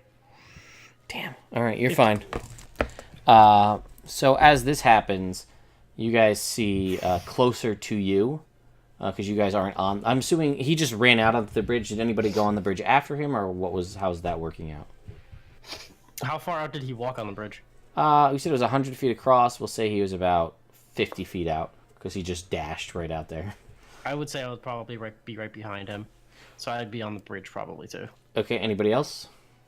Yeah, I'd probably be on the bridge too. Great. I was waiting to see what happened. Yeah, I know. Grung's... The reason that Grung is still alive is he believes everything is a trap. Sorry, that was the microphone. Yes, that's why he's still alive.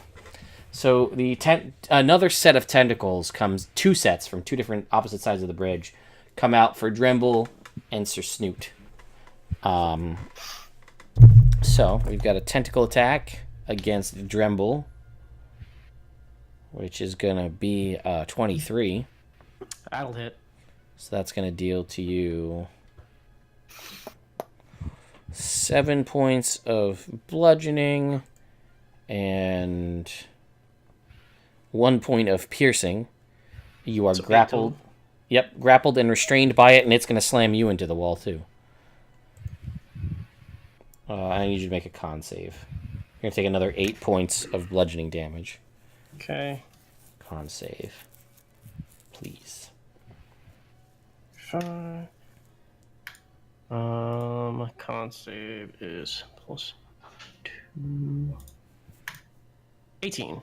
So you are fine. And then Sir Snoot, you are going to get a 18 does not hit you?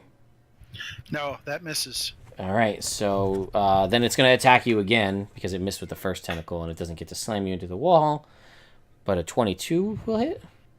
That hits. All right, so then you are going to take, let's just do it all together, 11 points of damage, and you are grappled and restrained, and you are both lifted off, so you're held in the air. Basically, the 3 of you are suspended 10 feet out of this goop water by these tentacles that have spiked pads that are holding you above the water. At which point, it will come around to you, Sir Snoot. You are grappled and restrained. You technically can still attack this thing, although you are at disadvantage. Okay, what happens if I try to break free? Will I fall off of the bridge, or will I fall back onto the bridge? You are actually suspended in the goop, above the goop now, so if you break free, you will fall into the goop. Okay, I don't want to do that, so I will attack the tentacle. Okay, go ahead and attack the tentacle. Make me an attack roll at disadvantage.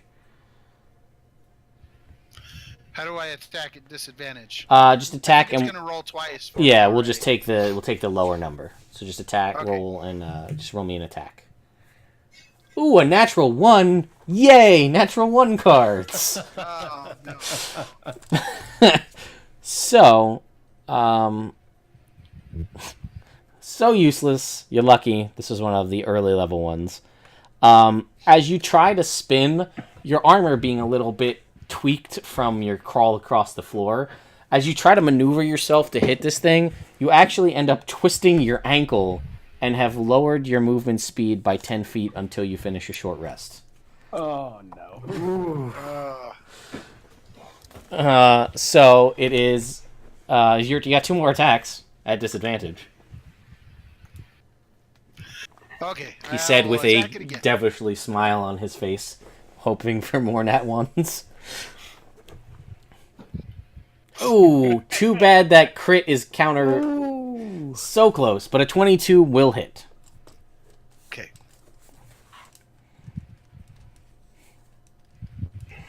23 points. All right. You have done a fairly solid blow to this thing. You are noticing that this hit is, you're doing some kind of like calamari shit here. You're starting to like cut into the tentacle, so you're starting to wonder if breaking free or cutting out, which one's a better call, because you may sever this tentacle and then drop in. So I'm gonna fall either way. Is potentially. I mean, you might, not kill it or not cut the tentacle on your next attack, and then it's just got you, and it's just going to smash you against the wall a bunch. Okay, so can I break up my attacks and attempt to break free this time then? Let me see. No, it is an action to break free. So, you have to, basically, you either forego your third attack and don't do anything, or try and attack it again. Nope, I'm all in at this point, so I'm just gonna attack it again. Alrighty. What you got? 19 will still hit, so go ahead and roll an attack. Or damage, rather.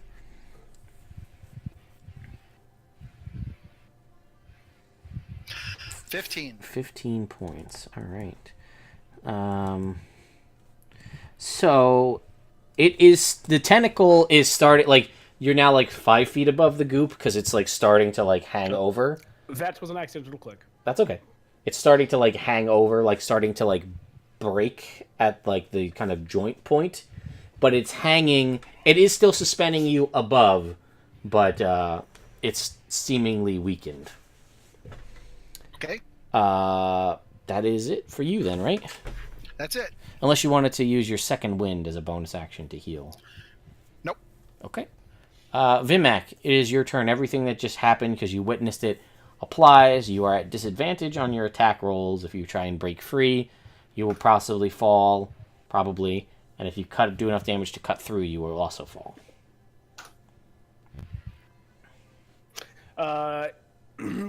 Yeah, I'm just gonna attack it. Okay, so it's at disadvantage. Go ahead and make me an attack. Are you recklessly attacking? So it would just be a straight roll? Not yet, no. Okay. 21 will attack still twice. hit, so go ahead I and have 2 roll. attacks, so... Yep, roll both the damage on both. Those both hit. 9. No, 12 and another 11. Okay, so 23. Well, this is the same guy that you were attacking before. So, yeah, you see it's starting to weaken a little bit, but it doesn't seem to be as badly damaged as the one Sir Snoot was slashing. So you're still hanging up there. Oh, and it takes the necrotic, right? Yes. Thank you for reminding me. Mm-hmm. 3 plus another 6, 9 more damage. 9 more damage. All right, that's actually super solid. All right, so it is still up. Grung, it is your turn. You see this happen. You see your 3 comrades suspended by pointy, sharp tentacles over some sort of goopish. It doesn't seem, as the tentacles are writhing up out of the liquid, it doesn't seem to be viscous. So it doesn't seem to be like a literal goop. It just seems like nasty ass water. So, what you got, Grung? Alright.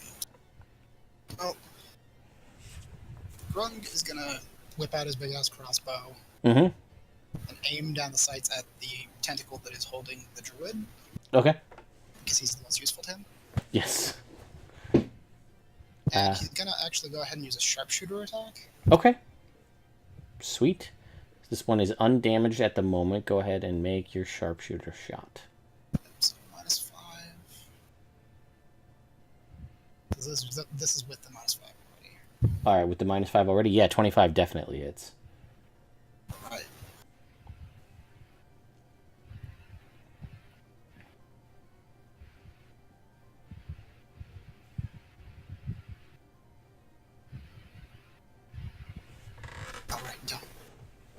I thought I had too much damage. I forgot it was in +2.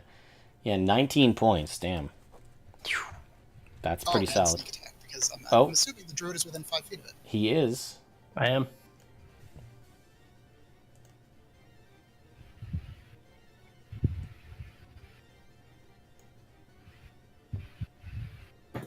I don't know how much sneak attack damage a level 5 rogue does. 3d6. Yep. I forgot I leveled up rogue once. Yes.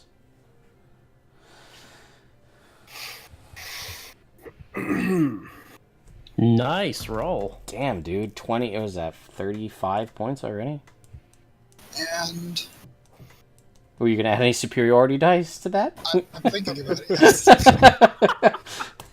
Wipe it out in one hit. Gonna wreck house. Yeah, I'll go ahead and use my Monster Slayer to add 2 superiority dice to 1 attack roll, Yep. or to 1 damage roll. Go ahead. 2d8 or 2d10. No. 2d10. Oh, it is 2d10. Oh, 2d8, you were right. I think at a couple levels. Yeah. Yeah. Level 10, it would be 2d10. So 2d8 extra.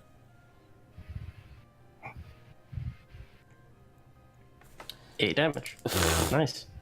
Yeah. So this tentacle is like Dremble is suspended about 2 feet above, as like the tentacle sort of is like broken in half due to it's basically like those when you are like when you're at the carnival and you're trying to like shoot out the hole of like those. Do you guys hear that? Is that not just me? Right? No, I hear that too. It's like you're trying to shoot out the star in the center of those like things with the like the BB gun, and like the paper starts to like fold in half as it takes so much damage in a single point, and you're the tentacle, like you are like Mission Impossible above this just nasty water, and you can smell it now because it's right in your face, and it just smells like garbage and refuse and just disgusting. Is that tentacle dead or no? No, it is basically all but dead. I still have an attack. Yes, you do. So I'll make one more attack. I'm not going to sharpshooter this one. I'll just do it normal. Okay. Oh, that's a natural one. He pulls the card. Ranged attack. He's gonna shoot one of us in the lung. So okay, make me a wisdom saving throw.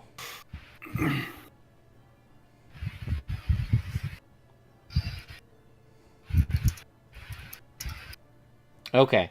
So as you are aiming down sights to fire, you realize that like you typically put your right foot forward when you go to shoot, and you put your left foot forward, so your stance was really off on this shot. So your next ranged attack roll will have a penalty of 2. So just keep that in mind, and that is it. Nothing crazy. Is that it for you for this turn? After that, as a bonus action, I'm going to dash across the bridge. Okay. So that'll get you, what, 60 feet across? Yep. Can you use... Oh, I guess it would... you have the orc aggressive thing, right? I don't know if that helps at all. That would do the same thing, but only towards the creature. I'm a rogue, so I can just cutting action. Right, okay. So you move 60 feet across the bridge. So you're past where this happened. So yeah, I'm kind of doing it all at once. I'm probably running and firing, so that's probably why I messed up my stance. That sounds... It looks cool in my head, so I like it. Dremble, you are now suspended slightly above this water, but you also have flying boots. So I do have flying boots, and I'm going to first teleport myself out of the grasp of this thing. You do that. And I'm going to teleport myself 30 feet towards the bridge. Okay. And can't use it for another 2 turns. Now let me ask you a question. Ask away. Because I have a plan.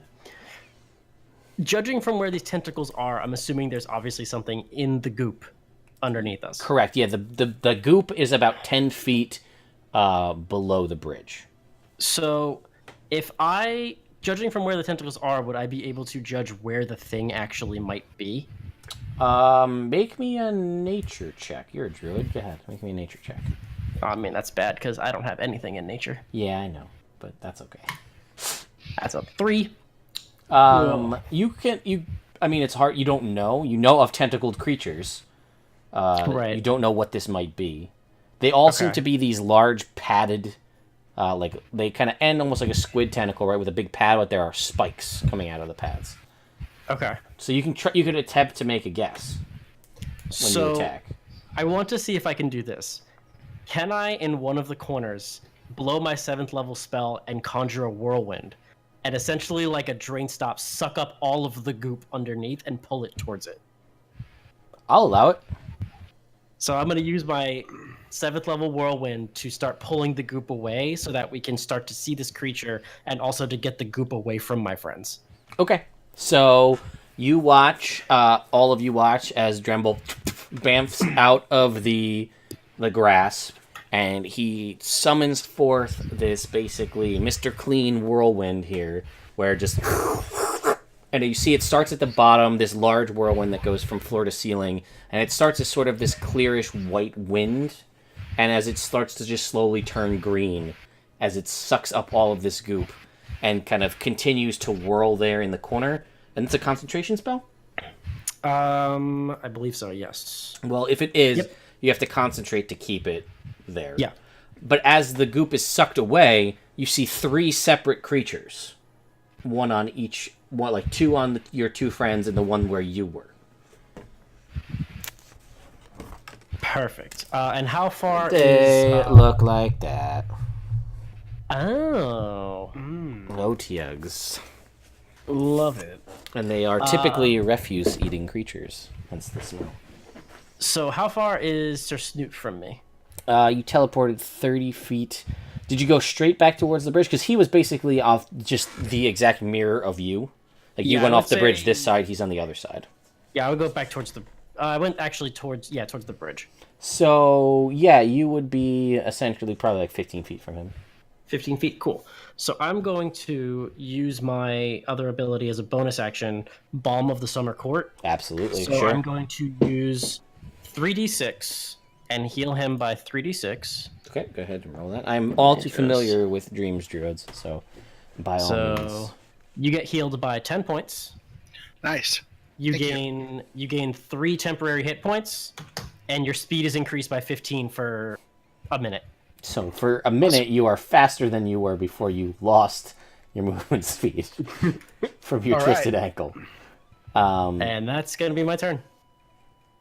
Oh, Axel, the puns.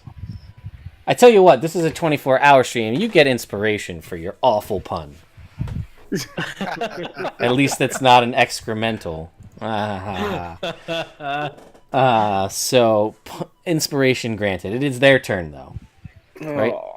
So, Vimak... What the hell what happened to this music? It got turned into, like, Kirby. I don't know what the hell happened there. Do we get free warp stars? Yes. If people donate, absolutely. Everyone should donate and give me a warp star. Listen, we already had I don't know how that would work. We already had the Terminator, so why not, right? And a chainsaw. So, you get the whispering from yours. You see that out of all of them, the one on Vimak seems to be older. Like it seems like the wrinkles and the sort of grayness and the pallor of this thing, as the ones are more like yellowish brown. This one seems to be older, I guess would be the best way, like more like a veteran, if you will, right? So you get the whispering again, and now actually you all hear it, just like, and you see, because its mouth is all jaws, and you see the back tentacle is basically just 3 tentacles with eyeballs, and it just says, like, so hungry, and you hear this all in your brain simultaneously, and it just whacks you against the wall again, Vimak. So you are going to take, because he's already got you grappled and restrained, you are going to take 8 points, reduced probably to 4 because you're raging. I need you to make a con save.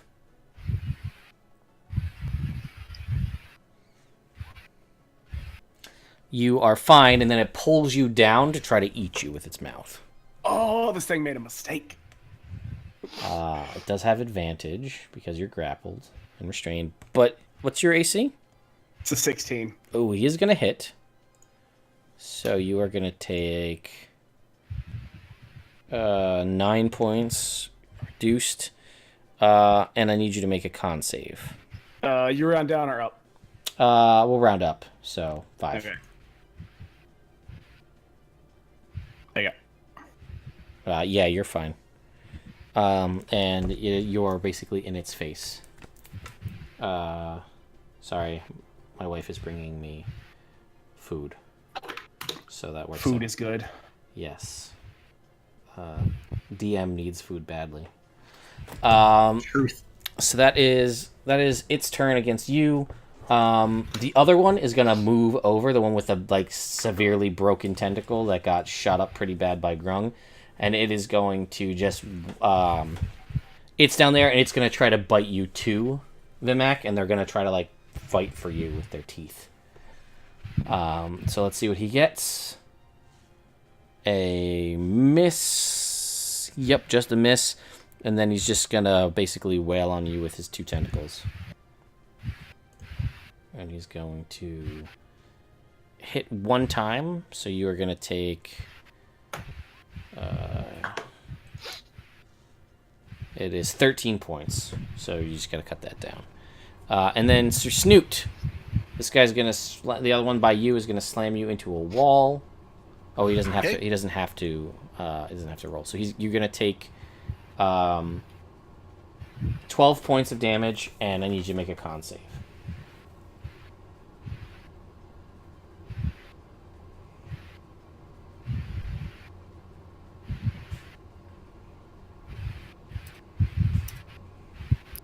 You said a Constitution save? Yes, please. You're fine as well, and then he's going to attempt to bring you down to bite you.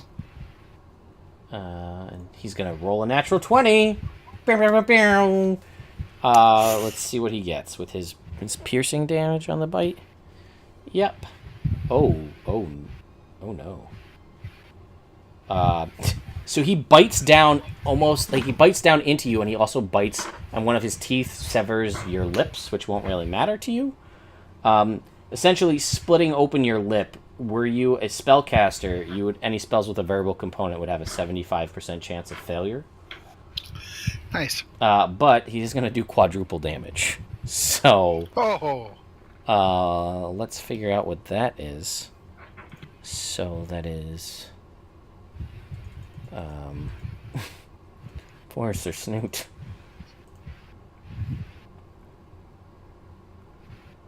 48 points of damage. Jesus. It's okay, I'm still up. And I need you to make a con save, please. Okay.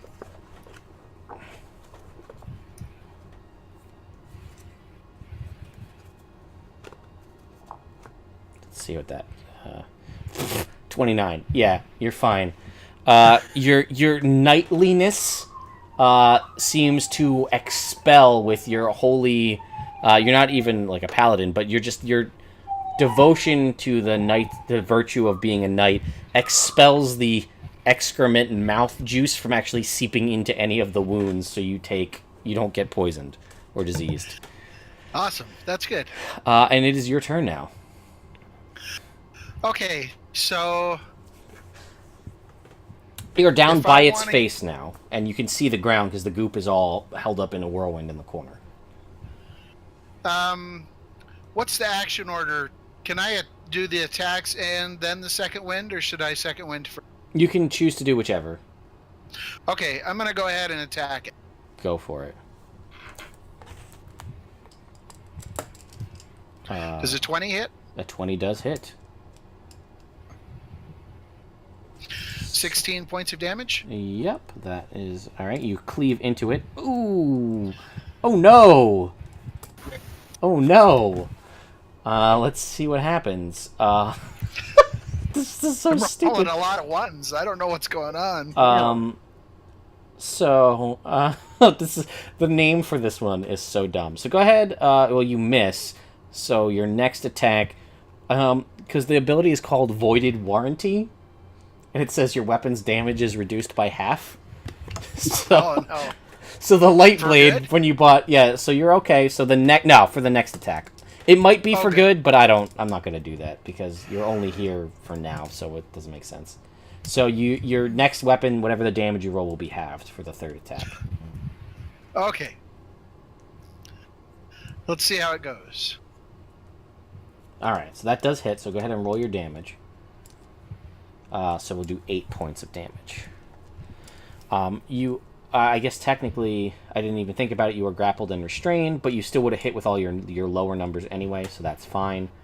So that you are good to go. So did you want a second win now? Yeah. I figured.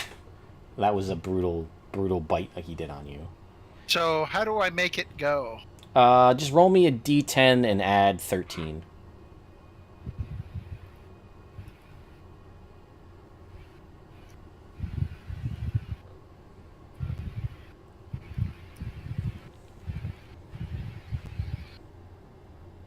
Okay, I got a 17.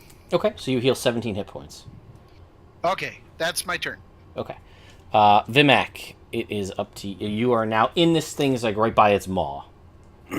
I am going to grab the brass horn from my side. Uh-oh. And I'm gonna blow it.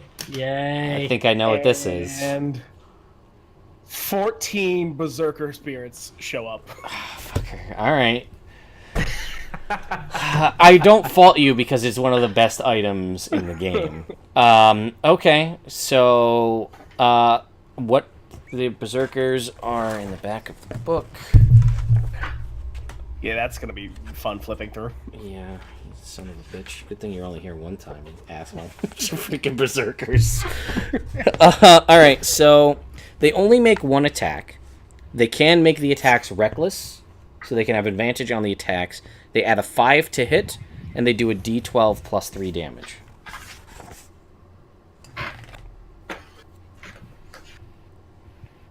So I'm assuming you're going to have them all attack recklessly. Yeah. So that is 14 d20 rolls, adding 5 to each, with advantage. Oh, this is gonna be fun. So just roll them all out, and we'll add them all up, and see if they just hack these, just murder whirlwind through all of this shit. 14 d20s. Yes, please. Actually, it would be 20. It's 28 d20s because they all have advantage. You're encroaching into dragon health. Oh god. I'm gonna do this in a really lazy way and roll all 28. That's fine. I like that. Just So we'll basically we take go. them in sections of 2s. All right? Yep. So hit. These are not with 5 added to them at all. So. No. I'm just gonna go through the list and see how many of them hit, and I'm more shocked that you rolled no ones. which is impressive. So let's just see. We'll go through and get how many hit, and then we'll just sort of go through in order, assuming they start with yours, and then we'll slowly murder their way through everything. So AC is a 14 on these guys. So we've got a hit, miss, hit, crit, miss, hit. I was not keeping track. 2 misses. 2 misses? Yeah. Great. So 12 hits and 1 crit. So, alright, so start rolling. So for the first, we've got towards the end, there's 3. So go ahead and start rolling me d12s plus 3. Alright. So you got 11 d12s plus 3, and then 1 was a crit. So. Oh, you want to do 11? Yeah, and then... just do 11 okay. d12. Alright, so ignore that 9. Okay. So. And here comes a chunk of d12s. Yep. 60 damage. 60 damage. We'll go Plus 6. another 3 plus 33. 33, 93 points of damage. So your guy is, let me just start figuring out, let's get out the calculator here, hang on. So 93 points. Your guy is eviscerated. He moves on to the one that's holding Sir Snoot, I assume? Yeah, let's go with it. Although I think he just cut out. I saw that. We'll have to get him back in just a sec. So, okay, so that one is still up, believe it or not. Shit. All right. You have one that does a crit, though, so let's see what he Yes. does when we repel the crit card. All right. Okay, so I this don't know my was roll.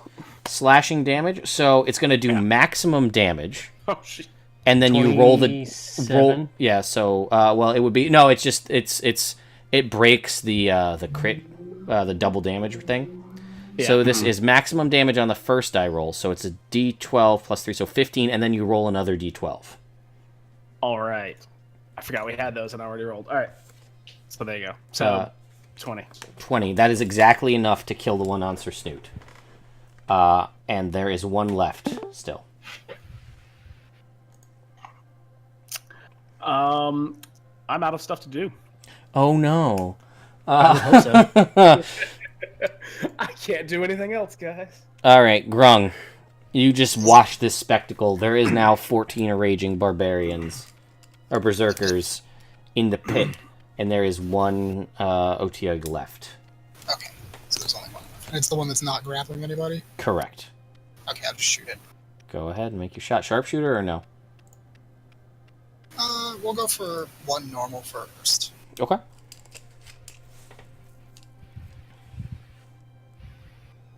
That's a hit. 15 points. Okay, it is still up. Alright. You have... How deep is the pit? It is, let's see, 10... it's like 20 feet deep. Okay, so not... I would take some damage if I jumped down there, but not a... Not a significant amount, no. I'll just shoot it down. Okay. Oh, you know what? I actually forgot. You would have advantage... Or no, you wouldn't have advantage, but that would be sneak attack. Because of the shit ton of barbarians that are there. Oh, right. One of them is next to it, so you would do sneak attack. Shit ton. It's a pun. Yeah. Hey. Don't forget you also have technically an inspiration if you need it as well. Yep. I'll wait for that one. Okay, so... Alright. Second shot hits with the 19 as well, so go ahead and roll the damage for that. 13. Yep, that is enough too. You fire off the second shot with your crossbow right into one of the 3 eyes on the butt tentacle eye stalk that it has, and it slops to the ground. While Dremble maintains his whirlwind in the corner, keeping all of the nasty refuse out of the area. And once that's done, Grung, seeing that they're all dead, is going to actually rappel his way down there with a rope and go gather up some monster parts that are sellable. Okay, would Better you... make it quick, because I can only concentrate on this whirlwind. Yeah, how long is it, a minute? Yeah. Alright, so, if you're looking for salvageable parts from an Otyugh, the saliva, is poisonous, so... Okay. Or I it's was like... going to say eye stalks, but that works too. Yeah, the eye stalks, they're not actually really... They don't have any, like, truly valuable reason, but you are, like... I mean, other than, like, they're harder to come by. But the saliva is... It's disease-ridden, just due to... It's like... It would be like taking Komodo dragon saliva, basically. Alright, so I'll just try and collect a jar of that real quick. Okay, I'll say you can do that easy. You're a monster hunter. So essentially yeah, what I'm going to do is I'm going to fly down next to him. Yep, and... So I'm like basically have my hand on him and one hand out towards the whirlwind, and the second it breaks, I teleport him to the bridge and then fly myself out. Okay, you're good. You guys have successfully crossed this shitstorm, and you are to the other side. I still have 14 berserkers. Well, how long did they last for again? An hour. Okay. We'll say that in the time... Jesus Christ, we're an army now.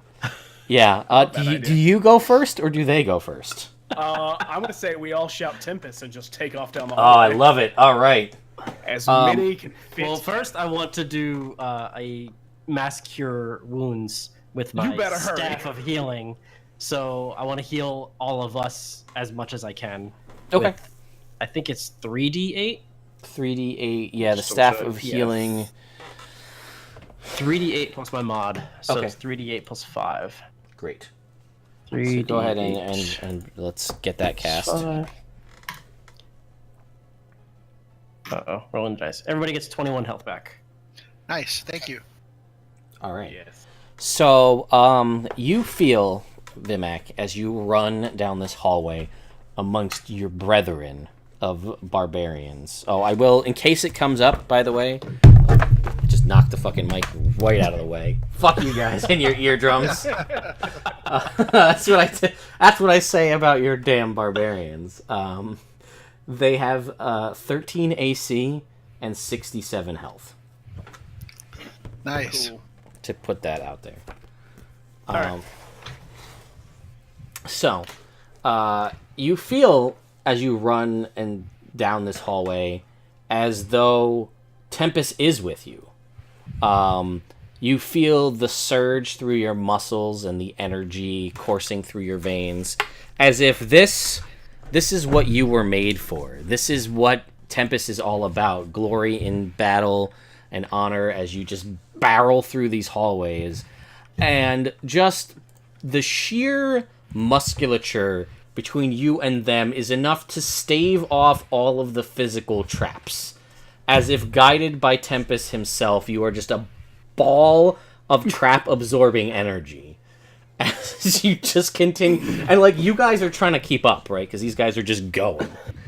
I'm going to say that... I'm fast for a gnome. I was going to say, you have 35 movement speed, I have right? 45. 45? Oh, shit. Nice. Yeah, mobility plus, what is the thing? Fast movement. Fast movement, yeah. All right. Fast movement plus mobile feet. Oh, I can keep Yep. up. Grung can move 30, then dash 30, then use aggressive for 30. All right, so Grung is able to keep up with you guys.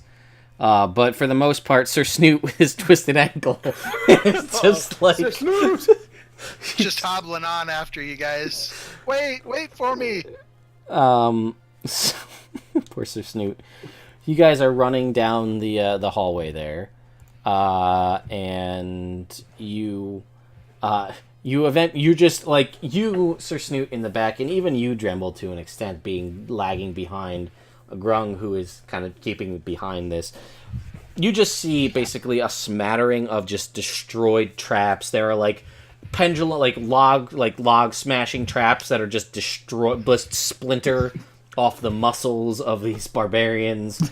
There are like cleaved in half more scything blades.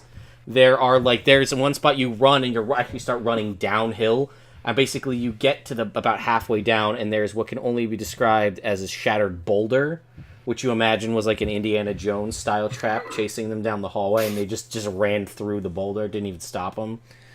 And you continue through this path for about like 15 minutes, right? Before running through curving corners at high speed or hobble speed, as the case may be. And you don't know, you really have no idea how far you've gone, especially Vimak, because it's at a super high pace, right? He's just going. Yep. And you guys, it's about a half an hour of this just going. I'm changing it to it's a half an hour, so the barbarians are still there. And you I would say that I'd see Sir Snoot slowly lagging behind, so I would assist to like help pick him up and just carry him the way, since I'm a huge Goliath and can do that. I will agree with that. That is perfectly fine. You are able to aid and keep up with relative speed to the rest of the party. Relative being you're still lagging behind, but and you guys exit out into a room. The stairs start going up, and you're leaving the sort of stony dungeon behind, and you have made your way into what looks to be, and you actually come up to a door, a worked door, or not a worked door, like a ornate wooden door.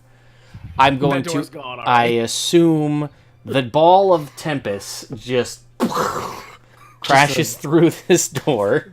There's no more door. There are no doors anywhere in the realms, as long as these guys are around. And you burst through into what looks to be... there is a table. There are more of those Tesla coil style things all around, and jars of different alchemical goods. And what you can only describe, or can only be described as like a Frankenstein workshop. Cool. Is there anything to break? Because There's a that's what's lot happening. of things to break. That's what's happening now. Yes, so break stuff starts playing, and you guys start just shredding through these. Sorry, my wife just came home, so the dogs are gonna go a little crazy. I'm gonna shut this door real quick.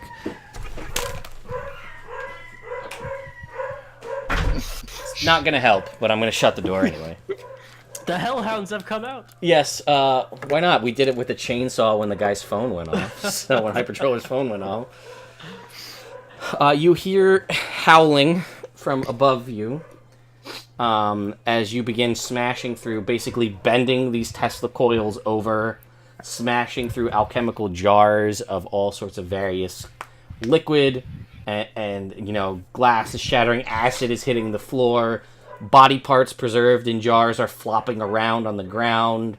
There's a set of eyeballs that break through a jar and get smashed, and then, you know, Grung, you, and then eventually Dremble and Sir Snoot come into this room as you see this craziness. Yeah. Grung is just kind of hanging his head and shaking like, oh. And you see on the table, strapped in, attached to these bent Tesla coils, is another one of these T-800 robots. I mean, adamantine construct. Cool. Can all 15 barbarians just turn their attention to it? Yep. And you see the lights turn on in the eyes, and then it is just ripped apart like a George Romero zombie movie. It is just shredded into nothingness. It's like playing old D&D with a bunch of druids. Yeah. The Terminator thought it was the horror movie character. It was totally wrong. It is just ripped apart. And, like, you see the light, as soon as it brightens, also dim in its eyes. So, that is, yes. You see, and you head from that room into the next room, where you see cages with, there are several hellhounds. Hi. You want to come get into the picture? You got to get lower. There you go. Yeah. Hey, buddy. The All right. Deliverer of good things. Yes, thank you. McDonald's. You're the best. Delicious. Well, I missed out. You, what's it called? You see in this room there are cages with 8 hellhounds in them. Like 4 on either side of the room, out past the Frankenstein laboratory.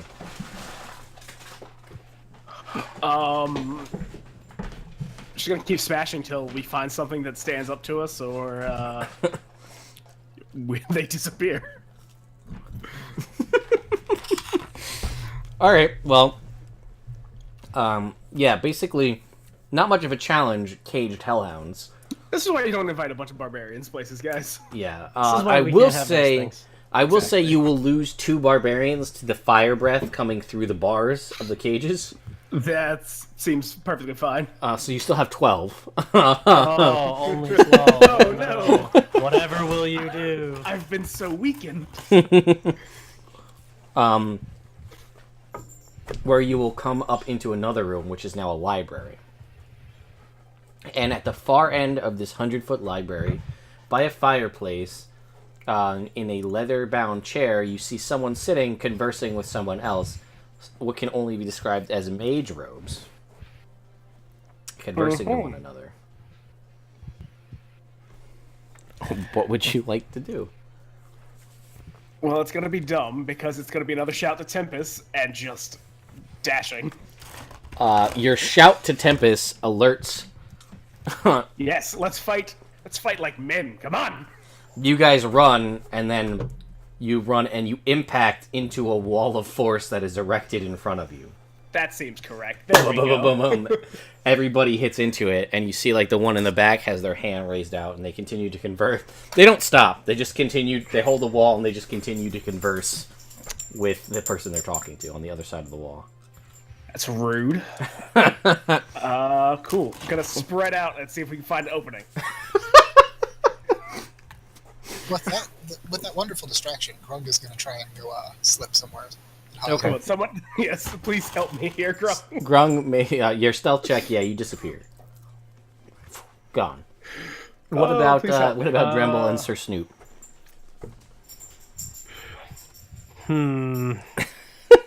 This is so stupid. I love it. Oh god. Can I possibly see which one of these mages has the is concentrating on the wall of force? The gray beard in the chair. Okay.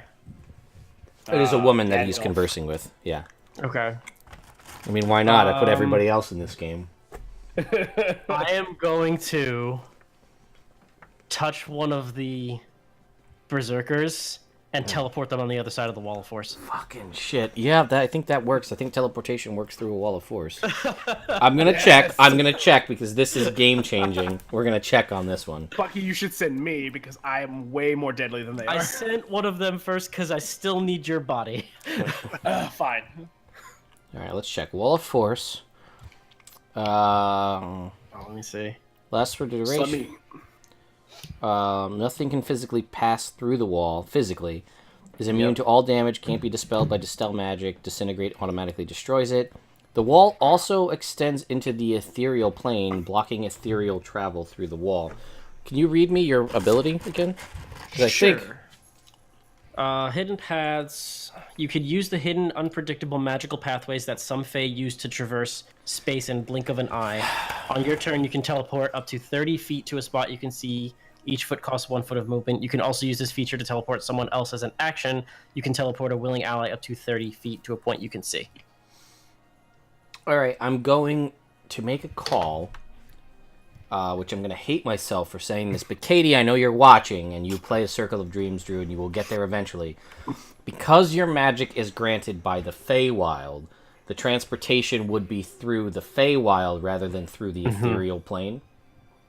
So it works. Take note of that so he can't go back on it now. Yes. Okay, so basically, Right, bold letters. I didn't mention this before, but my teleportation actually, like, when I teleport someone, they like erupt into like a series of like sparkles, like a fairy fire spell, Oh, I and love just it. like appear onto the other. Oh my god, it is the most a flourish of kawaii color. appearance I was ever. expecting flowers. I like that better. Just Just glitter sparkles everywhere.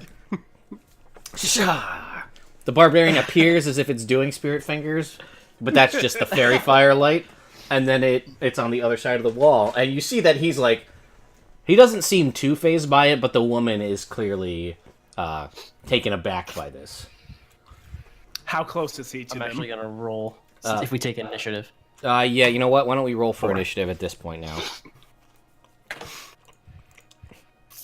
He is probably 30 feet from them at this point. Okay, so they were 60 feet away Yeah. behind the force wall. Okay. Oh, nice. Mine does need to be changed. Ooh, natural 20. All right, so we've got Dremble's got a 21. Vimak's got a 22. Sir Snoot has a 6, which makes sense given his weakened, hobbling state at the moment.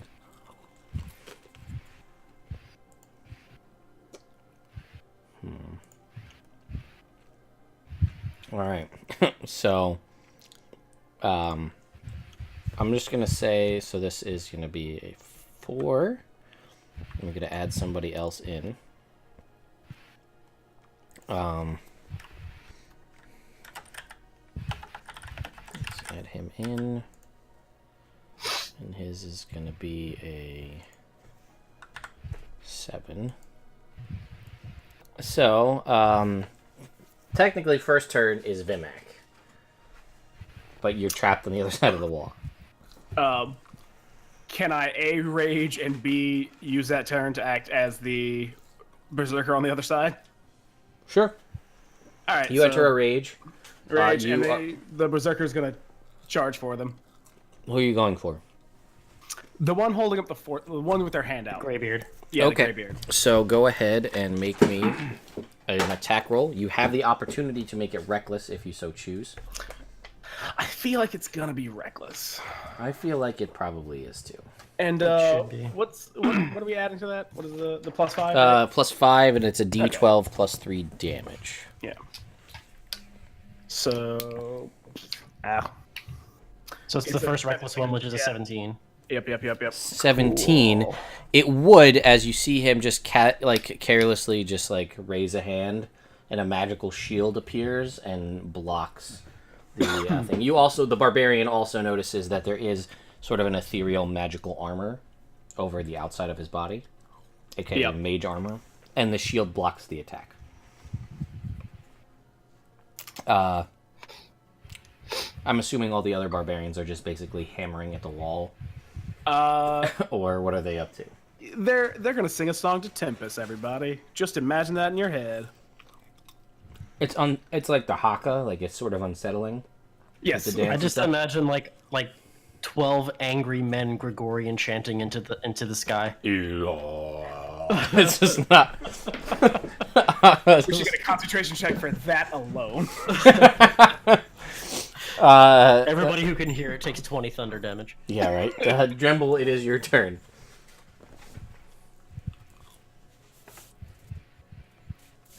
How much of a pain? Yeah, what are you gonna do?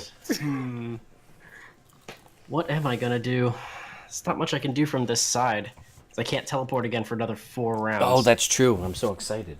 I mean, oh no, that's so Put me in there. Is anybody hurt at all right now? Still hurt? I think Sir Snoot is, right? I am, but I have a potion. I could use that if there's something else you want to do. I don't really have much else I can do. I can't cast spells on the other side of the wall, can I? No, spells can't pass through it, I don't think. Right. Then... yeah, I'll just spend my turn casting a level 2 Cure Wounds on Sir Snoot. Okay. Sir Snoot, you get healed. Don't forget about your Fey energy heals as well. Yeah. 2, 8 plus... oh. 5... you get 13 health back.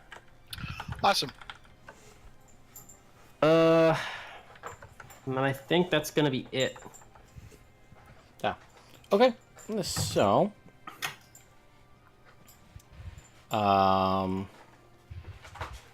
Grung, it is your turn. You have slunk away. Yes. Trying to find a spot, a break in the wall of force. Pretty much, he's trying to skirt around the side of the room or find some high ground to go up around, like a catwalk or something. Okay. And sneak around that way to try and get to maneuver himself around and behind this wizard who's casting the spell. Okay. I will say that it will probably take your whole action, but you are able to find like a way through like jumping and climbing between the stacks and stuff to get sort of over top of it. Just barely squeak over top of a bookshelf to climb down the other side to make it just past the wall of force. Because it's the stacks are thick, but so is the wall of force. I think is like a foot to 2 foot thick. So between all of that, you are able to, with basically either a dash or something like that, climb over it and get away. Okay. So, can I use my bonus action to do that dash, though, because I'm a rogue? Sure. Alright. Then I'm going to land on the other side and find a spot to hide. Okay. Which I'm already stealthing, so I don't know. Do you want to reroll that, or...? No, I'm okay with it. Okay. Then, if I don't have to spend my action to do that, I'm going to take out my dagger and coat it in this Atyug spit. Okay, great. You do Not that. dagger, my sword. Okay. It is considered to be done. So, that's going to do it for you, right? All right. So, it is the Greybeard's turn. And he's going to look at this barbarian who has appeared in front of him. And he's going to stare keenly at it. Let me just check one thing.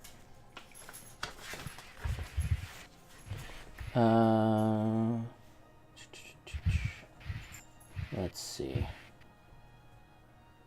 I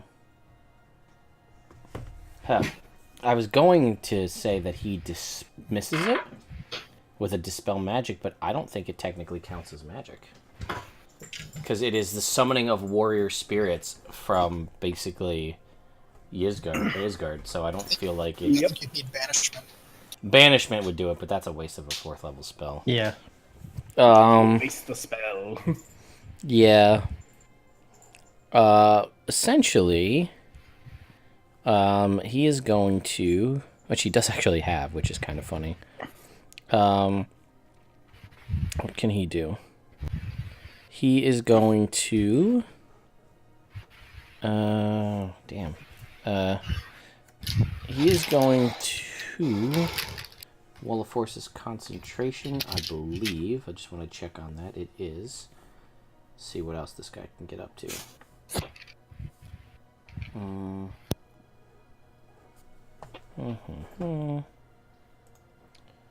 The...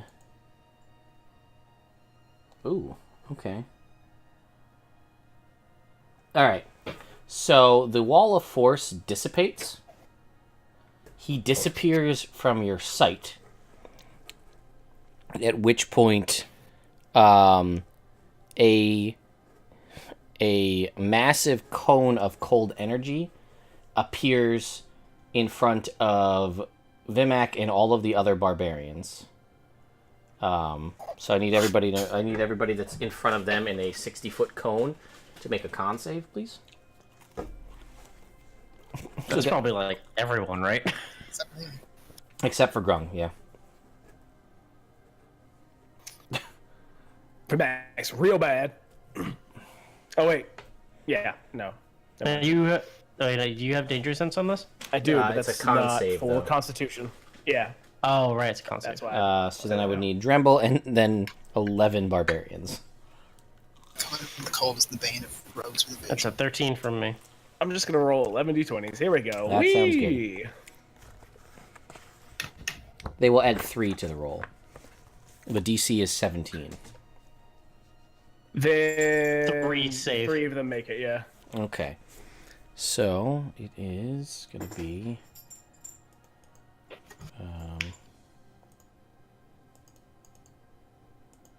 I'll roll the damage. Oh, that was a low roll. 32 points of damage to everybody. That failed. Which, again, the DC was 17. So, Sir Snoot, you pass. Vimak, you fail. Dremble, you fail. The Berserkers have 67 health, though, so that's fine. Then, so that happens. Then, in a separate orientation to not hit Sir Snoot, Grung, or Sir Snoot, Dremble, or Vimak, I need those guys to make me 2 more con saves, please. The barbarians. Okay.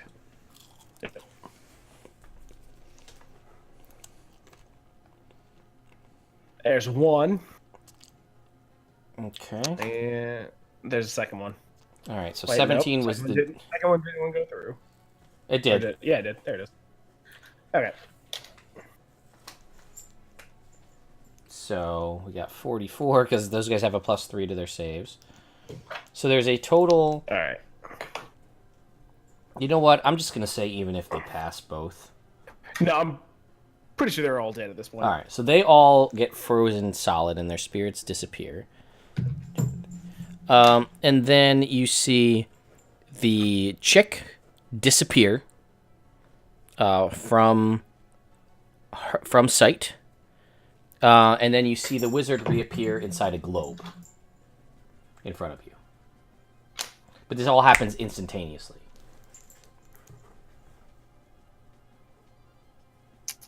Cool. Somebody used time stop. Somebody did use time stop. And rolled a 4 on how many turns he got. So,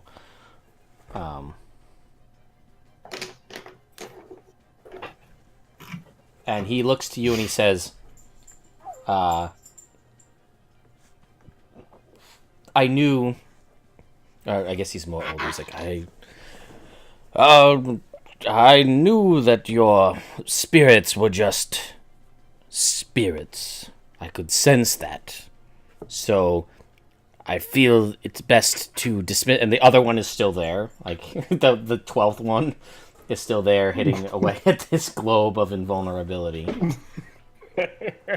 And he's just like, I feel it's best if we just talk, like civilized people. So please sit. And he gestures to the cushy chairs around the fire.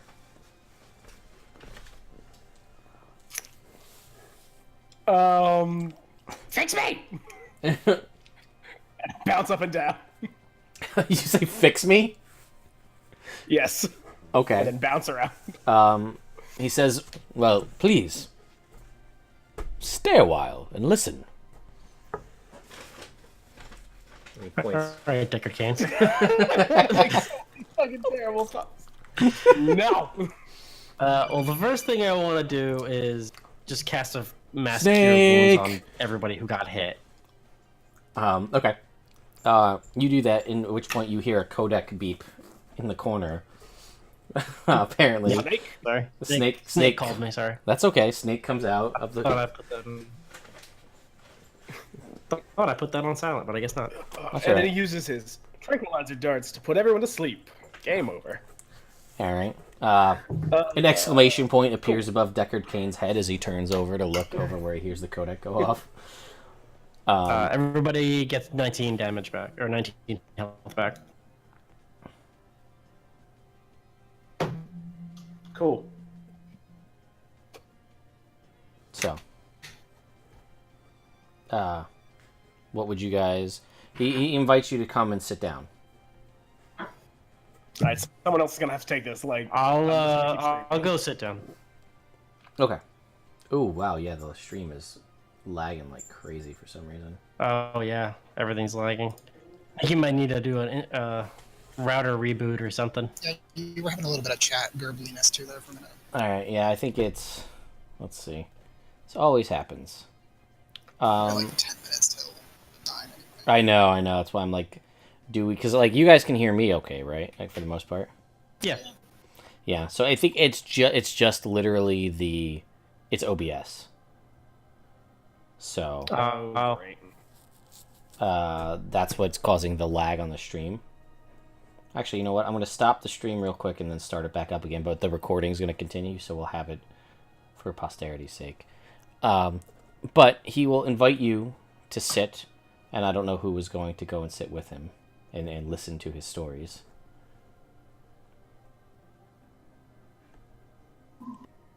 I feel like it's probably Dremble. And Yeah, I was gonna go sit.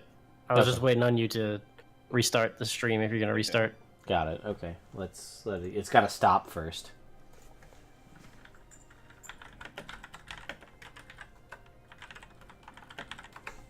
Oh, there we go. Start stream. Yes. Oh god, it's going down. All right, it's back. So, all right. So anyway, he invites you to sit. Yeah, I'll sit down. I'll take one of the seats and sit down after I heal everybody. Okay, everybody heals 19 HP, and you all sit down. Or who else sits down? You sit down. Did anybody else choose to go? Because Grung is still off doing his thing. Grung's not here. Shh. Yeah, he's hiding. So, what about you, Sir Snoot? Yeah, I'm gonna sit down too. All right, and he will basically go on because we're coming up on time here. So I'm going to we're gonna have exposition time. So he will basically inform you that due to the ongoing civil war between the Cabbage Front and the Gourds, they have since locked themselves away in their Ivy Mansion, the Harples have, to protect themselves from useless violence. And he chuckles to himself as he looks at the barbarian hacking away at the globe of invulnerability. What else does he do? He will tell you that they began development of these adamantine constructs to protect, to keep, to be sentinels for the town, to protect their gates and from anyone assaulting them. And that there has indeed been Gordic influence in the town of Longsaddle, but they stemmed most of it, and those have retreated to the nearby town of Shortsaddle, which we made up on the last stream, and where to assault the Cabbage Force with full intensity. So the rumors that our cleric had from before were actually dated rumors. So they are just trying to survive and do their Harple thing, which apparently is making T-800 robots and chainsaws. Sounds about right. But he does seem intrigued, Vimak, when you shout to fix him. And he says, please, tell me more. The dog, the hellhound, barks and blows out everybody's eardrums. Me and Vimak are switched. Our minds got switched because we were cursed by some old lady. So I'm currently in his body and he's in mine. And he seems like you see a light in his eyes as he seems like this sounds like super intriguing to him. And he says, oh, I'd love to study and see if I think I can fix you if you're interested. Yeah, yes. Bouncing. Yeah, we would like that a lot. And he goes, if you will call off your guardian, and he gestures at the barbarian hacking away uselessly at the globe. Yeah, I I'm will so sorry, guys. dismiss it. Okay, you dismiss the barbarian, and he will let down the globe of invulnerability. Dogs, hang on. Dogs. I tell you. Do you want to go out of here? Because you're in here, you're just being real quiet. You can stay.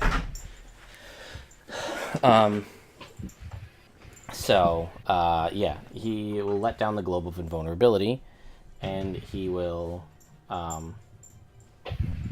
he will gesture back towards the workshop that you just destroyed.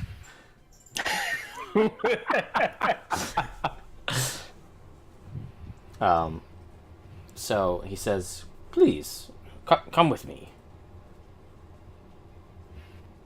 Okay, let's go. Okay. Grung, you can do whatever you see fit. You watch them leaving, Grung. What do you do? Stalk them. Okay. You continue to stalk them. At which point he takes you into a room. In his workshop, which is destroyed. And he seems upset, clearly. But he just looks with disgust, and then he looks back at Vimak and shakes his head, knowing that he was the one who dismissed the barbarian from before. And he will lead you over to a bookshelf in the corner, where he will pull a book, and the door will open and will lead you to another room off of here, where he will take you down, and you'll see there's 2 tables in this room. And you see him, he walks over to a rack of tools and takes what looks like a bone saw off, and you see him eyeing up the top of both of your heads. And then he puts the saw back, and he says, never mind, too barbaric. And he will basically lead you over to 2 pods with doors with a Tesla coil on top of each that looks only, one could describe it basically as the Fly situation, where there's 2 teleporters, and he asks you to each get into one. I'm gonna get in one. I'll get it in the other one. And he will seemingly, with a huge smile on his face at how easy that was. If he... And Grung is behind him. He walks over to basically a big latch, kill switch lever, and he pulls it, and the the Tesla coils start to activate. Bucky, we're screwed. And the lightning kind of goes and transfers back and forth, and there is a scrying orb in the middle, right? So you can see as the lightning is gathering all through, and what I could best describe as Pokemon Red and Blue trading, right? You watch cross through the link cable through to either end, something pass through both, and Alright. Once that's started, Grung wants to sweep in. okay, you sweep in as this is going on. I'm gonna sneak up behind the wizard and grapple him and then try to stab him. All right, Yeah. go ahead. And I'm gonna go ahead and use my... Oh no, I have advantage already because I'm surprising him, I'm guessing? Yes, you most definitely are. Okay. He was not really focused on that. He was more focused on his experiment.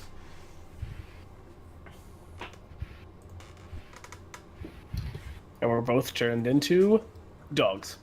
Yep. Okay, so... Grapples use strength, so yeah.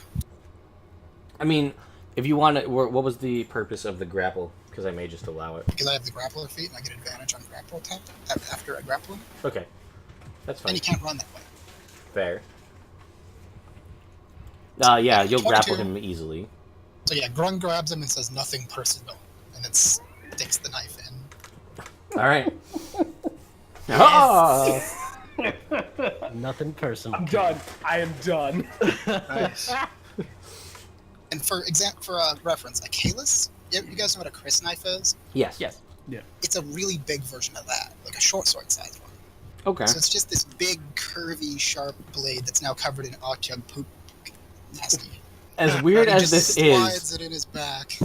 here's my problem with the way D&D mechanics work, because technically a 13 misses. So, because his mage armor puts him at a 15. I Technically. can't use my inspiration to give That's it any true. more bonus because it's already got advantage. I'll allow it because it's stupid. If you miss with this third one, then you miss. But I'll let you use your inspiration on it because you're only here for this time frame, which is ending any second. Okay, so go ahead want and to make just it. add like a D8 to it or something? Like a bard inspiration? Sure, or you could roll it again, whichever you prefer. I'll just roll it. 15. I'll allow it. He can't shield because he's surprised. Okay. So go ahead and roll your damage. Well, that's just it. Because I'm an assassin and he's surprised. It's auto crit. Oh, let's see what that does. So Plus this weapon sneak attack. does 1d6 plus 3, so it's 2d6 plus 3. Okay, but see, here's the thing. I drew a critical hit card because you critically hit. Oh. And it's quadruple damage. Nice. Plus sneak attack. Yes, sneak attack is also quadrupled. So sneak attack alone is 20d6. Plus Atyug poop. Plus that.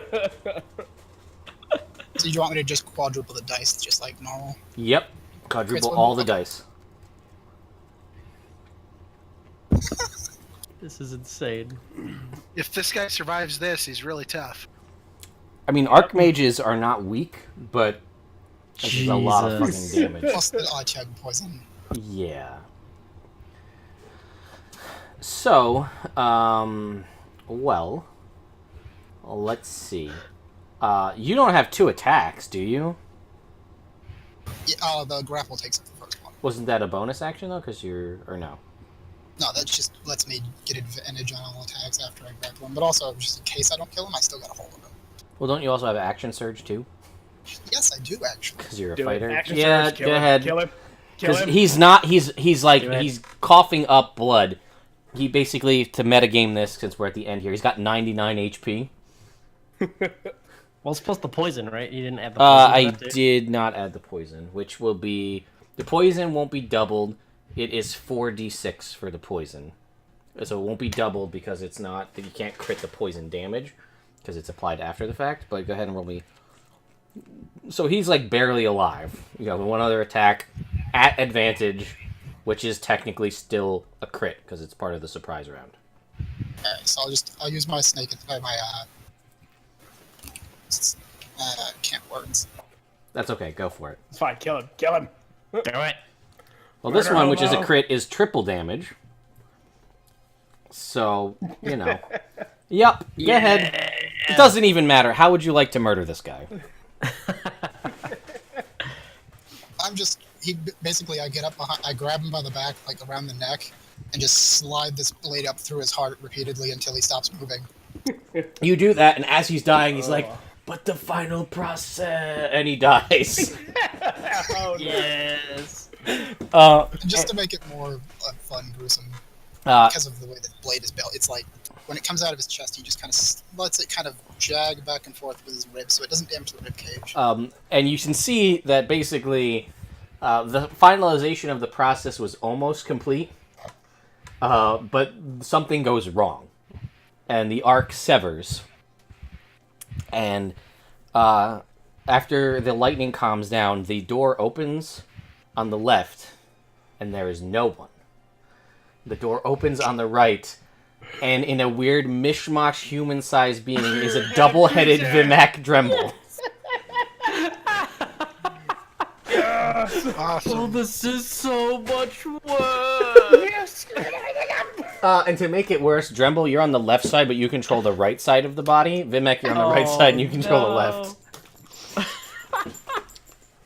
And you basically are half level, so you're a 6-level druid, like 6-level barbarian. Can I just rage throw a hammer at Grung? Sure, why not? Frustrated. Why? I'll use the wizard as a shield. it's not really meant to hurt. It's just like, why? Roll the damage. Go ahead.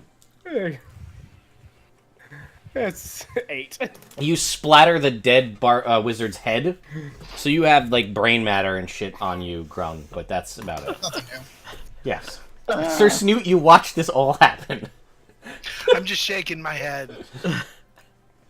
Like, Oh god. like Yeah, rubbing. Grung just kind of carefully extricates his blade from this dead man and tosses the body on the ground. You're rubbing, and Sir Snoot is there rubbing his ankle, being like, "I'm too old for this shit."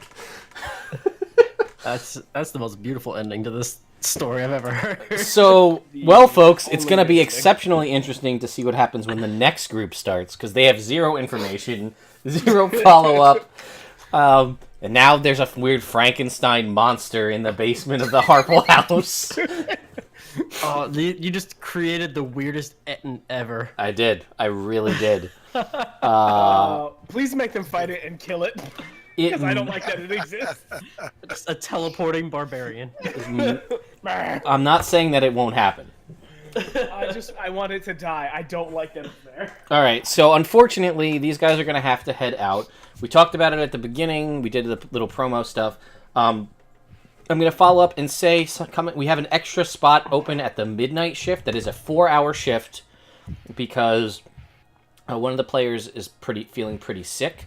So anybody is welcome to come back. Unfortunately, Bucky, I appreciate you coming back, but I'm going to have to say no because Dremble is a weird monstrosity Nope, now. that's fun. So, anybody who is available to do the 4-hour midnight to 4 a.m. shift, let me know. Either personal message me or something so we can try to get somebody to fill that. They will still come and play, but they are feeling sick, so I'd rather not have them do that if we can help it. So, there you go. Thank you so much, guys. This was a blast. Thank you. I Thank love you. playing That was Dremble. great. And if I play Dremble again, he will not be. Yes. So I'll have to update it. We're on a break. I got my food from McDonald's, which I'm going to finish eating as we take a break and get everybody else back in. I don't have it updated at the moment. I got to update the stream since it's not auto-ticking with updates. But we are at 1535 of our 1611 goal. The reason we are at 1611 is that was what we wanted to raise last year, which would have put us as the number 3 spot on the overall Wizards of the Coast team. So we decided to try to keep that goal for the next time. If we blow past it, even better.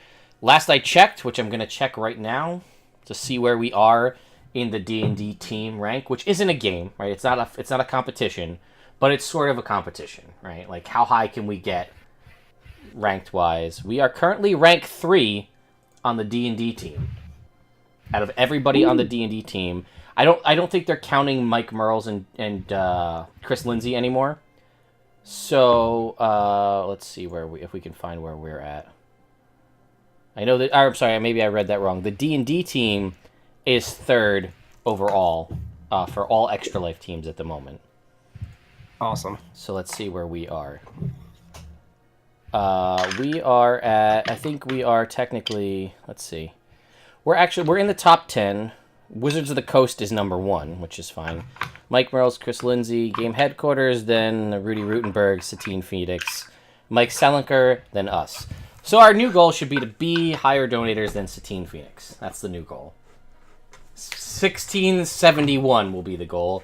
Let's see if we can beat out Satine for the number of donations. I'm sure you can.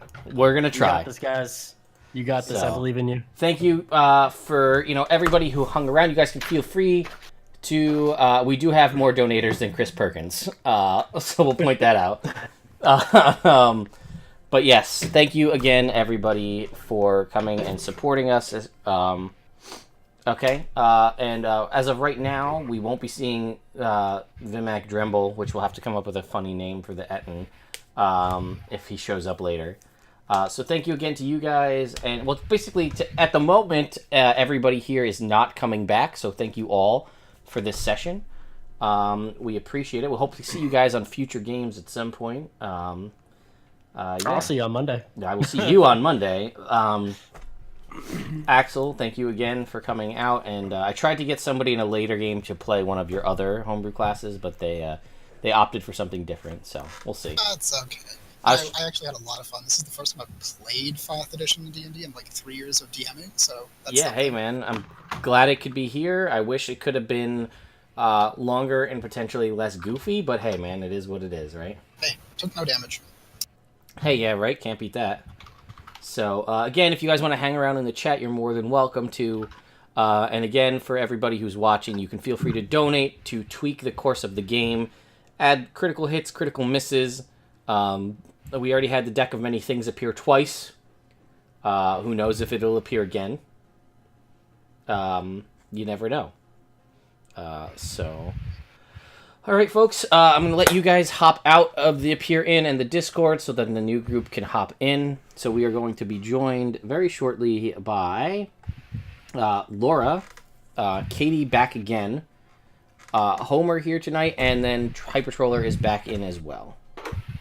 So thank you guys again. Thank you. Thank you. See you guys later. Later. Good luck and have fun.